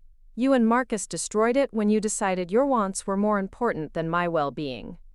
The divorce papers, the no contact, the consequences you're facing now, those aren't me destroying anything. Those are the natural results of the choices you both made. But we can still fix. We can't. And I need you to stop calling me. Stop coming to my workplace. Stop trying to manipulate me through family members. I need you to accept that this is over and leave me alone. I can't do that. You're my sister. I was your sister. Now I'm just someone you used to know. I turned and walked back into the office building, leaving her crying on the sidewalk. My hands were shaking as I pressed the elevator button, but not from sadness or uncertainty, from rage that she had dared to come to my workplace, to create a public scene, to try to force me into a conversation I hadn't consented to have. The rest of the day was a blur of concerned colleagues and whispered conversations. Linda called me into her office again at the end of the day, her expression carefully neutral. I need to know that these personal issues aren't going to continue affecting your work environment, she said. I understand you're going through a difficult time, but I can't have family members showing up here crying and disrupting our professional atmosphere. It won't happen again, I assured her, though I wasn't entirely certain I could control Vanessa's behavior. I hope not. Take tomorrow off to get your affairs in order. But when you come back Thursday, I need you fully present and focused. The dismissal stung, but I understood her position. My personal crisis was affecting my professional life in ways that weren't fair to my coworkers or clients. I needed to find a way to contain the fallout while still protecting myself from further manipulation. That evening, Keisha and I sat in her kitchen eating takeout Chinese food and strategizing about how to handle the escalating pressure campaign that seemed to be mounting against my decision to divorce. They're not going to give up easily, she observed, twirling lo mein around her chopsticks. Vanessa showing up at your work was just the beginning. They're going to keep pushing boundaries until you either give in or make it clear that there will be consequences for not respecting your decisions. What kind of consequences can I actually enforce? I can't stop them from calling family members or showing up places where I might be. You can document everything and pursue harassment charges if it escalates. You can block them on all social media and change your phone number. You can move apartments so they don't know where you're staying. The idea of having to rearrange my entire life to avoid the people who had betrayed me felt exhausting and unfair, but also necessary. They weren't going to respect my boundaries voluntarily. I was going to have to enforce them through practical measures that made it impossible for them to continue invading my space. Wednesday morning brought a new development. I woke up to find that Marcus had posted a long, emotional message on Facebook, a public plea for forgiveness, that painted himself as a repentant husband desperate to save his marriage. I made the worst mistake of my life, his post read. I betrayed the woman I love more than anything in this world, and now I'm facing the consequences of my actions. I'm not asking for sympathy, but I am asking for prayers for my wife Natalie, who is understandably hurt and angry. I'm hoping that with time and counseling and God's grace, we can find a way to heal our marriage and rebuild the trust I destroyed. Please keep us in your thoughts during this difficult time. The post had dozens of comments within hours, most of them praising his honesty and maturity, expressing hope that we could work things out, offering prayers for our marriage.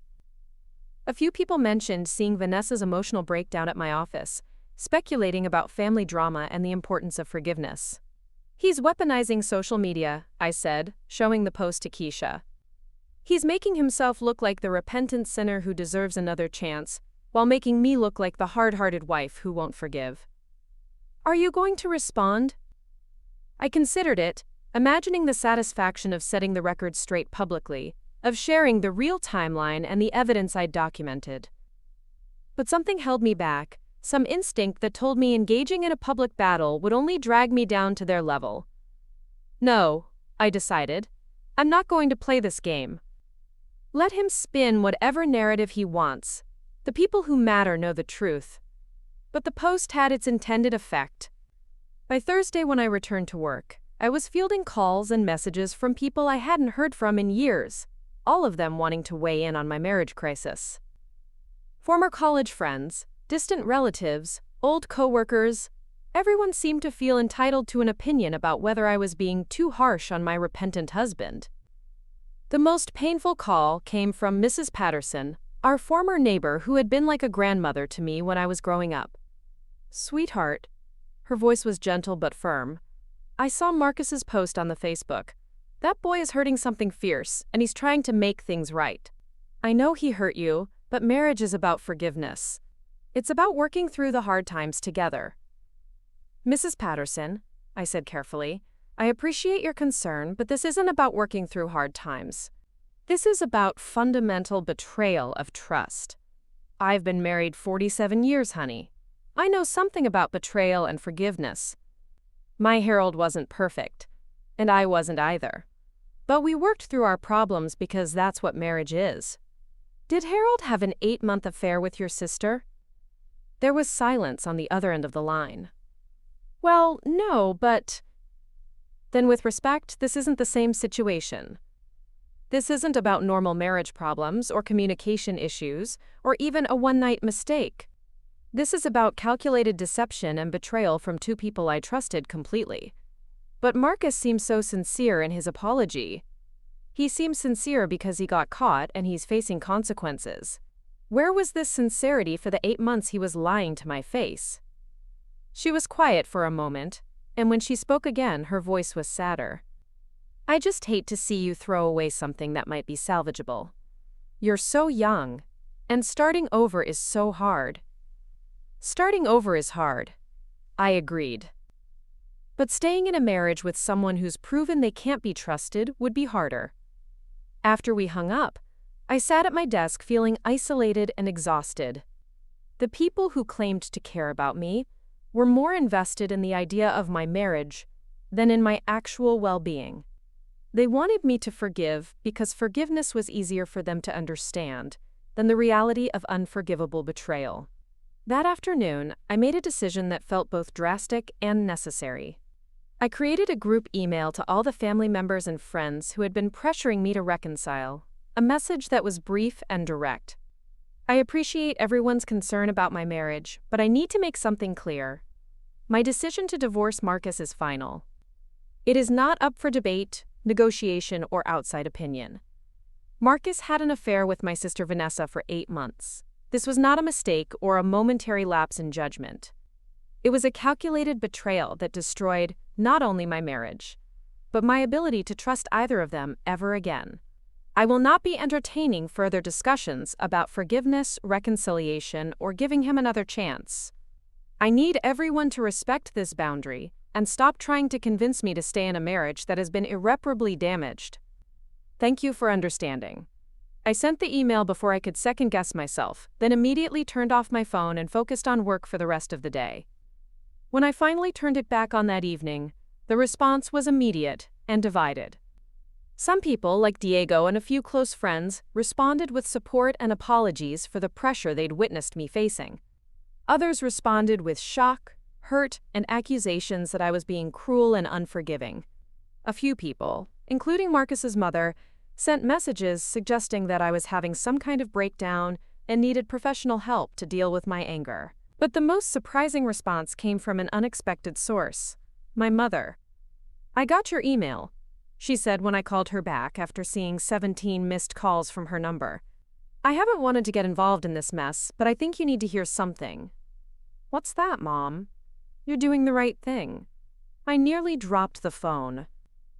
My mother, who had spent most of my adult life offering unsolicited advice about my relationships and criticizing my decisions, was supporting my choice to divorce. Really? Really. I know what it's like to be married to someone who can't keep his promises. I know what it's like to forgive and forgive until there's nothing left of yourself.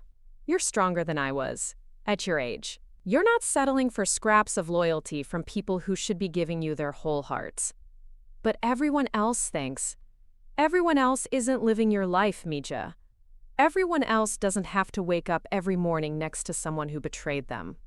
Everyone else doesn't have to look at their sister across the dinner table knowing what she's done. You're the only one who gets to decide what you can live with. Her support was unexpected and deeply moving. For the first time since this whole crisis began, I felt like someone understood not just what had happened to me, but why it was unforgivable. Friday brought the first real legal victory. Marcus's lawyer had filed a motion requesting delay of the divorce proceedings, suggesting that we needed time for counseling and reconciliation efforts. Margaret had fought it aggressively, and the judge had denied the motion, ruling that I had the right to proceed with dissolution regardless of my husband's desire to save the marriage. "This is a big win," Margaret told me over the phone. "It establishes that the court respects your right to end the marriage without being forced into unwanted mediation or counseling." But the victory was short-lived.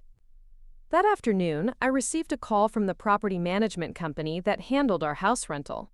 Marcus had apparently contacted them, claiming that I had abandoned the property and requesting to change the locks and remove my belongings. "We need clarification about the status of your lease," the property manager explained. "Your husband says you've moved out permanently, but the lease is in both names. We can't make changes without both signatures." "I haven't abandoned anything," I said firmly.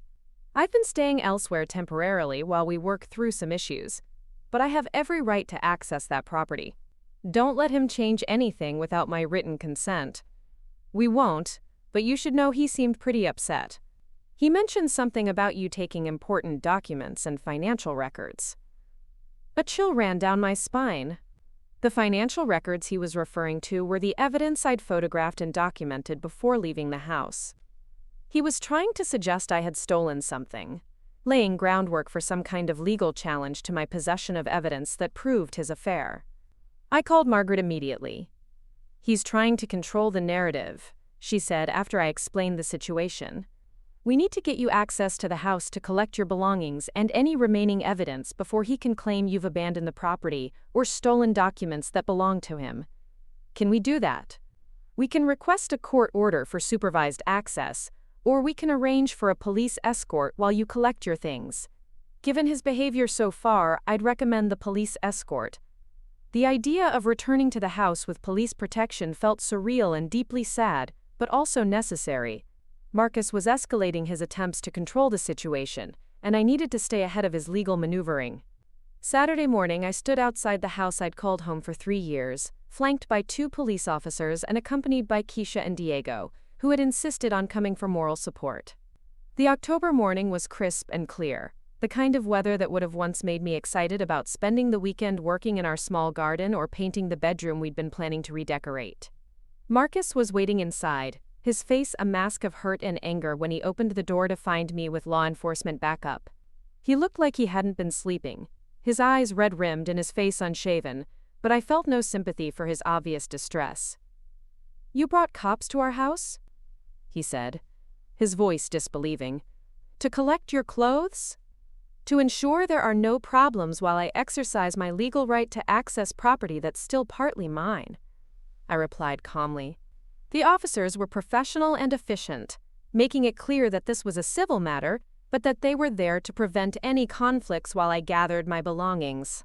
I moved through the rooms systematically, packing boxes with clothes, personal items, documents, and keepsakes that belonged to me alone. The house felt like a museum of our relationship, every room holding memories that now felt contaminated by the knowledge of his deception. The anniversary dinner table was still set with our good china, the roses now withered and brown in their crystal vase. The bedroom we'd shared looked exactly the same as the night I'd left, the bed unmade. My pillows still indented from the last time I'd slept there unknowing.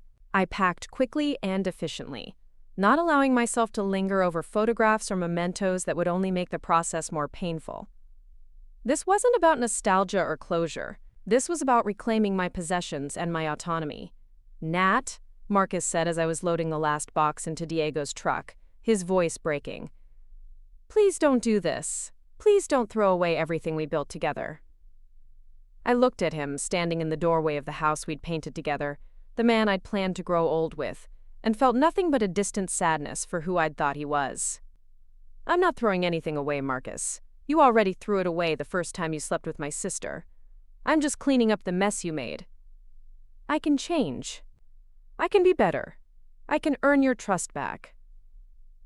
"No, you can't. Some things can't be unchanged or undone or earned back. Some choices have permanent consequences." As we drove away from the house, I watched it disappear in the rearview mirror and felt something shift inside me. This wasn't just the end of my marriage. It was the end of my willingness to accept less than I deserved, to forgive the unforgivable, to prioritize other people's comfort over my own well-being. The legal papers had been filed, the evidence had been documented, the boundaries had been set and enforced. I had stood my ground against every attempt to manipulate, guilt, or pressure me into accepting betrayal as the price of keeping peace. For the first time since that terrible anniversary dinner, I felt like I was moving forward rather than just surviving. The hardest parts were behind me now. What came next was building a new life that belonged entirely to me, free from the people who had proven they couldn't be trusted with my heart. 6 months later, I stood in the kitchen of my own apartment, morning sunlight streaming through windows that belonged to nobody but me, making coffee in a routine that had become sacred in its simplicity.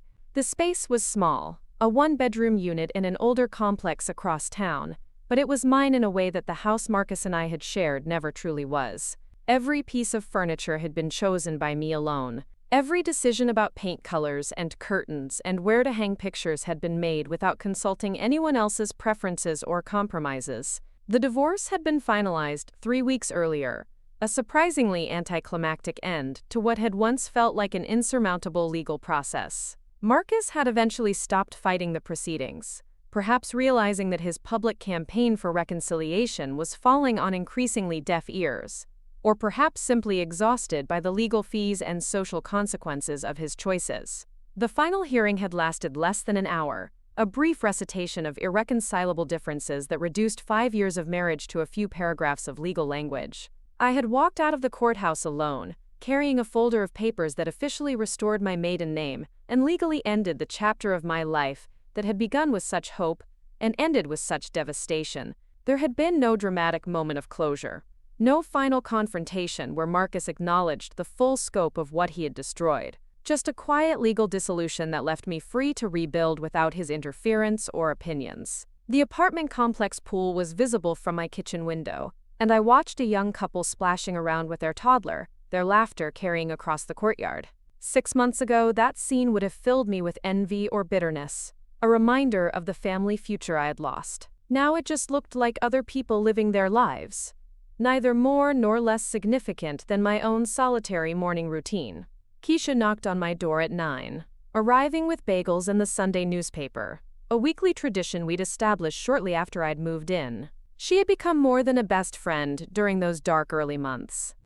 She had been my anchor, my voice of reason, my reminder that I was worth defending when I forgot how to defend myself. "Coffee smells good," she said, settling at my small dining table with the ease of someone who had earned permanent welcome. "How was your week?" "Productive," I said, pouring her a mug and sitting across from her. "I finished the Martinez campaign, got approval for the community center project, and Margaret called with the final financial settlement details." "Everything sorted out the way you wanted?" "Better than I expected, actually. The house sold for more than we anticipated, so after splitting the proceeds and paying off the joint debts, I came out with enough to put a decent down payment on a place of my own when I'm ready." We sat in comfortable silence, reading different sections of the paper. sharing interesting articles or amusing headlines the way people do when they've moved beyond the need to fill every moment with conversation. This kind of peaceful normalcy had seemed impossible in those early weeks, when every interaction felt loaded with crisis, and every decision felt monumental. "Have you heard from either of them lately?" Keisha asked, not looking up from the arts section. "Nothing direct. Diego mentioned that Vanessa moved to Sacramento last month. New job, fresh start, all that. And Marcus apparently has been dating someone from his work, though I only know that because Mrs. Patterson felt compelled to share when she ran into me at the grocery store last week." How did that feel? I considered the question, examining my reaction to the news that my ex-husband had moved on with someone new. 6 months ago, the information would have felt like another betrayal, evidence that what we'd shared had meant less to him than I'd believed. Now it felt like confirmation that I had made the right choice, like information about a stranger's life, I said honestly.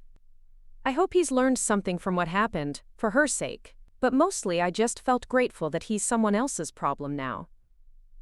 "That's growth," Keisha observed approvingly. "It's survival. There's a difference." "Is there? You seem like you're doing more than just surviving these days." She was right, though I hadn't quite articulated it to myself in those terms. Somewhere in the process of building this new life, I had moved from enduring each day to actively creating the kind of existence I wanted. It hadn't happened overnight or dramatically.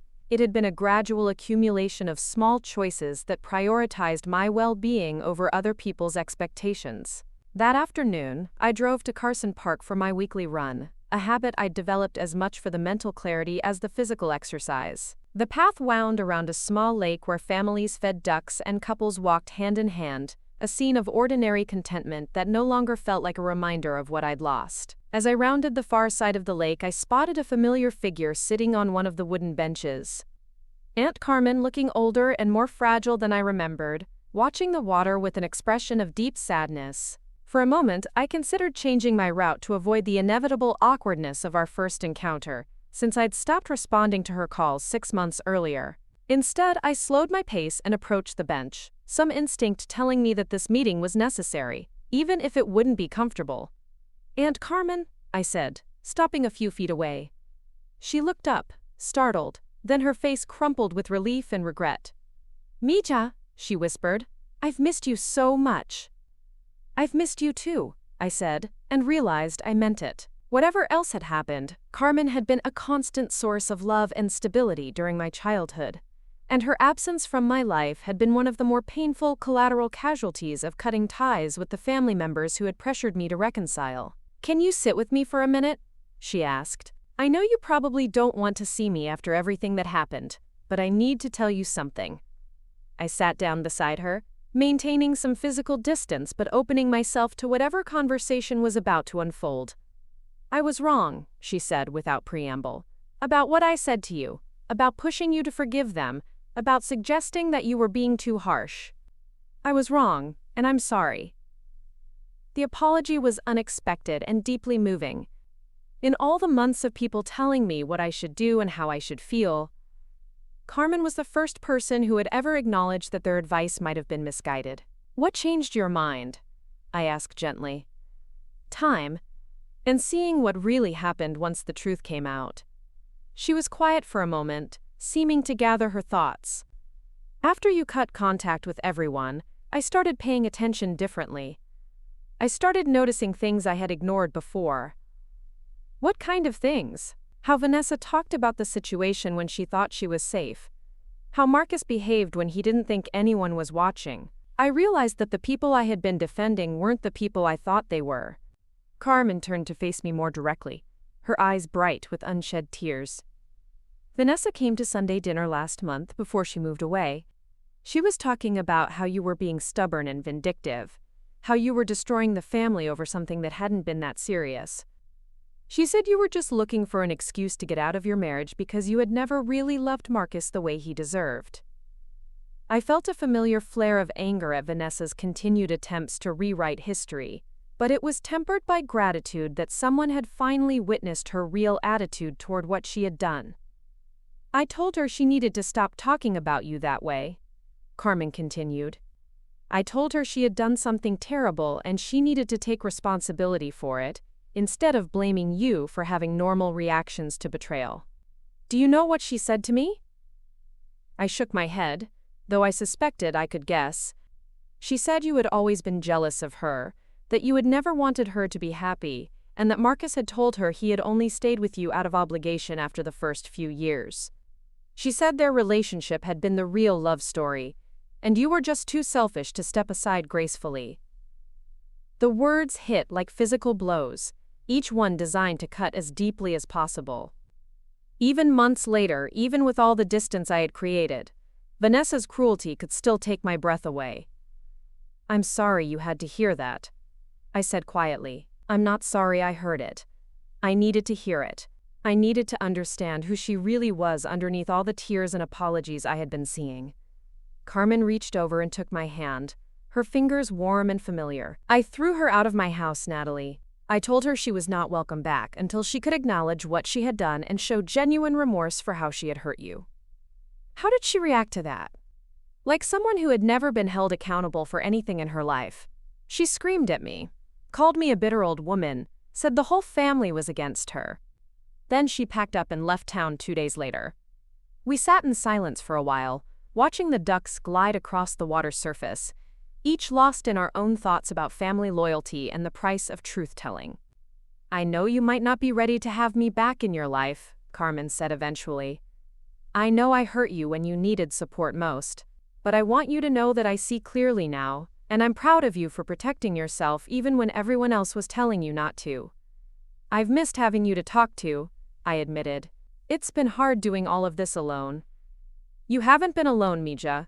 You've been surrounded by people who actually love you, like Keisha and Diego and your mother. You just had to learn to tell the difference between people who love you and people who love their idea of who you should be. Her words resonated with something I had been trying to articulate for months, the distinction between conditional support that came with expectations and unconditional love that honored my right to make my own choices. Would you like to have dinner sometime? I asked.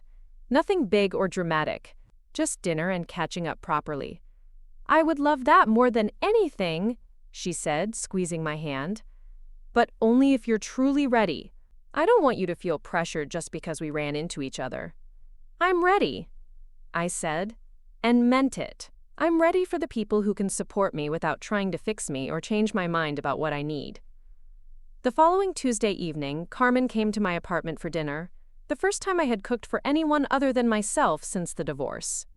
We ate chicken enchiladas at my small table and talked about everything except the crisis that had separated us, gradually rebuilding the easy intimacy that had been damaged by months of conflict and silence. You look different, she observed as we were cleaning up the dishes. Stronger somehow, more settled in yourself. I feel different, I agreed. Like I finally know who I am when I'm not trying to be who someone else needs me to be. That's what I hoped would happen for you. Even when I was giving you terrible advice, part of me was hoping you would ignore me and do what was best for yourself. Why didn't you just support my decision from the beginning? Carmen was quiet for a moment, considering the question seriously. Because I was scared, she said finally. Scared that if marriages could end over betrayal, if families could be broken by truth-telling, then nothing was really safe. It was easier to believe that forgiveness could fix anything than to accept that some damage is permanent. And now? Now I think that accepting permanent damage is sometimes the healthiest choice. Some things shouldn't be forgiven, some people shouldn't be trusted again. Some relationships should end when they become harmful. Her evolution and understanding felt like a gift, validation that my choices had been not only necessary, but wise.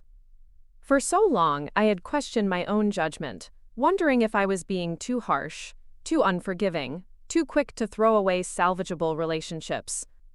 Work had become a source of stability and even joy during the rebuilding months. Without the distraction of managing a failing marriage and the energy drain of family crisis, I had thrown myself into projects with a focus I hadn't experienced in years. The community center campaign I had developed won a regional marketing award, and Linda had finally acknowledged that my personal difficulties hadn't negatively affected my professional performance. More importantly, I had started enjoying the work itself again, remembering why I had chosen marketing in the first place. finding satisfaction in creative problem-solving and strategic thinking that had been overshadowed by domestic chaos for too long. Thursday afternoon, I was putting the finishing touches on a presentation for a potential new client when my phone rang. The number was unfamiliar, but something made me answer it. "Is this Natalie Rodriguez?" The voice was young, female, nervous. "Yes, this is Natalie. My name is Jessica Morales. I work with Marcus Thompson at the construction company. I was wondering if we could talk." A chill ran down my spine. This was the woman Marcus had been dating, calling his ex-wife for reasons I couldn't imagine. "I'm not sure what we would have to talk about," I said carefully. "Please, just 10 minutes. I know this is weird, but I found some things on his phone, and I think you deserve to know about them." The familiar pattern recognition kicked in, the same sick feeling I had experienced that terrible anniversary night when I first saw evidence of betrayal on a phone screen. "What kind of things?" I asked, though I already suspected. "Messages, photos. From your sister." The room seemed to tilt slightly. Marcus and Vanessa were still in contact, apparently still maintaining their relationship even after the divorce, even while he was with someone new. The revelation shouldn't have surprised me, but it did, and the surprise was followed immediately by profound gratitude that this was no longer my problem to deal with. "I'm sorry," I said sincerely. "I'm sorry you're going through this. But Marcus is your problem now, not mine."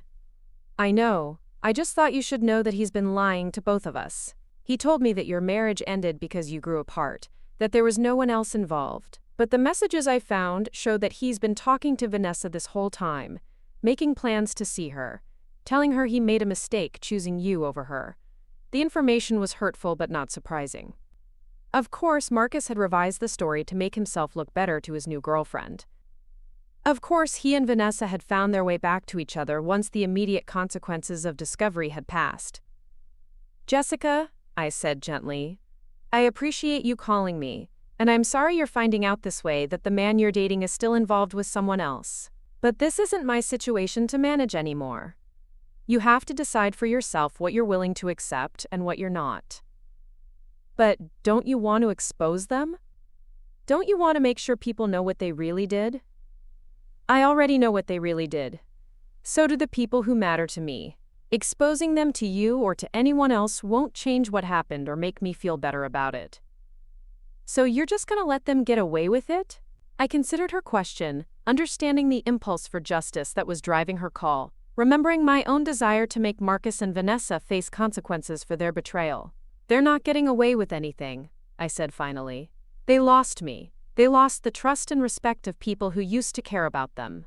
They lost the opportunity to be part of a family and a community that would have supported them through anything if they had just been honest. And apparently they can't even trust each other, which means they're going to keep hurting people, including each other. That doesn't seem like enough punishment for what they did to you." "It's not about punishment anymore. It's about the fact that I don't have to care what happens to them. I don't have to invest any more energy in being angry at them or trying to make them understand what they cost me. I get to move forward and build something better without them." After Jessica hung up, I sat at my desk for a few minutes, processing the information she had shared. A year ago, learning that Marcus and Vanessa were still together would have devastated me. 6 months ago, it would have made me furious. Now it felt like confirmation that I had made exactly the right choice in walking away from both of them. They deserved each other, in the most literal sense. They deserved partners who were capable of betrayal, who valued immediate gratification over long-term trust, who could live with themselves after destroying someone who had loved them unconditionally. I deserved something entirely different. That weekend, Diego came over to help me hang pictures on the walls I had finally gotten around to painting. As we worked, he filled me in on family gossip I had missed during my months of limited contact. "Uncle Roberto asked about you last week," he said, holding a frame while I positioned the hook. "He wanted to know if you were dating anyone yet." "And what did you tell him?" "That you were focused on building your new life, and that when you were ready for romance again, you'd probably want someone who wasn't related to anyone who had already betrayed you." I laughed, appreciating his protective instincts and his understanding that I wasn't looking for advice about my romantic future from the extended family that had pressured me to stay married to a cheating husband. "Are you interested in dating again?" he asked as we stepped back to admire our work. "Maybe eventually, but not anytime soon. I'm still figuring out who I am as a single person, and I don't want to rush into anything just because I'm lonely or because people expect me to move on." "Good thinking. You've got plenty of time to figure that out." As winter turned into spring, I established new routines and traditions that belonged entirely to me. Saturday morning farmers market visits, where I bought flowers for my apartment and ingredients for elaborate meals I cooked, just because I enjoyed the process. Sunday afternoon walks through different neighborhoods, exploring parts of the city I had never seen during my married years. When weekends were consumed with household obligations and social commitments I had never particularly enjoyed. I took a ceramics class at the community college, discovering an unexpected talent for working with clay and an appreciation for the meditative quality of creating something beautiful with my hands. I started reading fiction again, something I had abandoned during the years when Marcus preferred action movies and sports commentary as our evening entertainment. Slowly, carefully, I began to remember who I had been before I became half of a couple, and to discover who I was becoming as a complete person who didn't need anyone else's validation or approval to feel worthy of love and respect. The final piece of healing came on a warm April evening when I was walking home from dinner with friends, a group of women from work who had become genuine companions rather than just professional acquaintances. As I approached my apartment building, I saw a figure sitting on the steps leading to the entrance.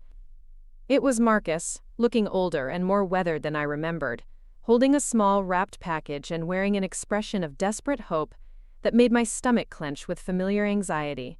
"Hello, Nat," he said, standing as I approached. "You look good. Really good. What are you doing here, Marcus?" I asked, not moving closer, not softening my voice with the automatic courtesy that might have encouraged him to think this visit was welcome.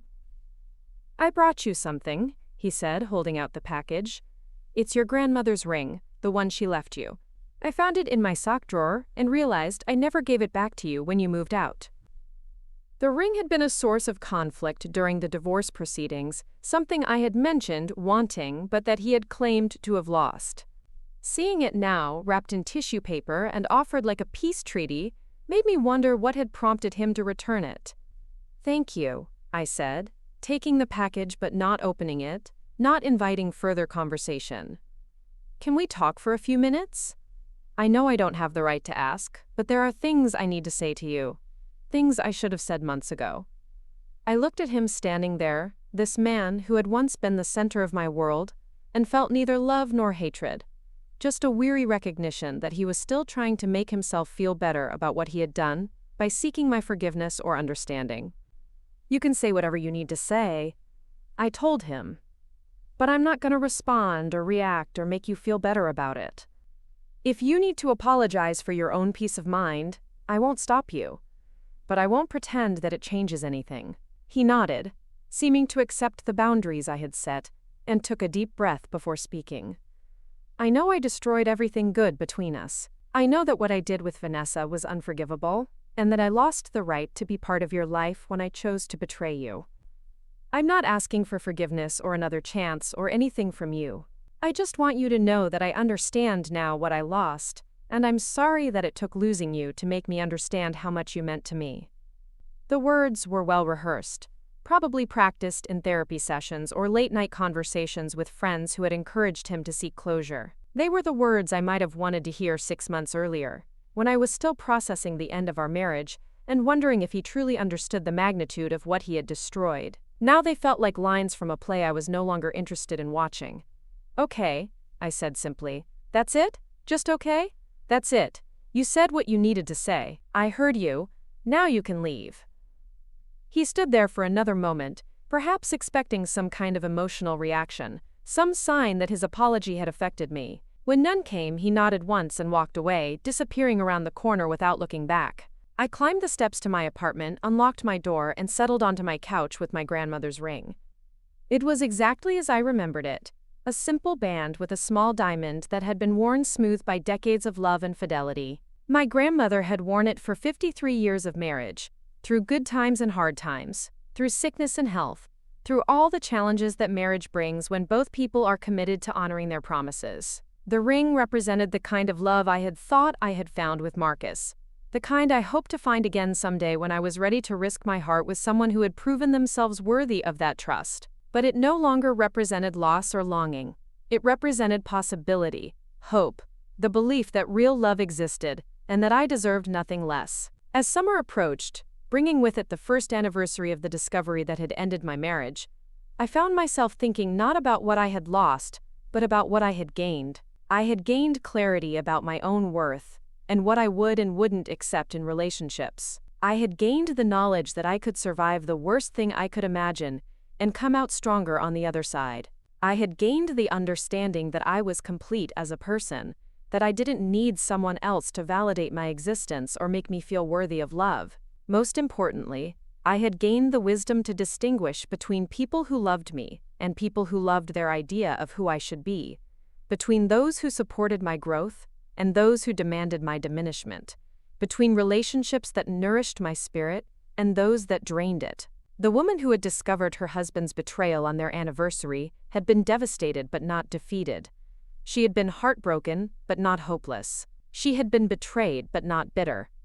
The woman who emerged from that crisis was stronger, clearer, more authentically herself than she had ever been before. She had learned that sometimes the greatest act of love is walking away from people who can't love you the way you deserve to be loved. And she had learned that the most important relationship she would ever have was the one with herself, the one that would determine whether she settled for crumbs or waited for the feast she truly deserved. Up next, you've got 2 more standout stories right on your screen. If this one hit the mark, you won't want to pass these up. Just click and check them out.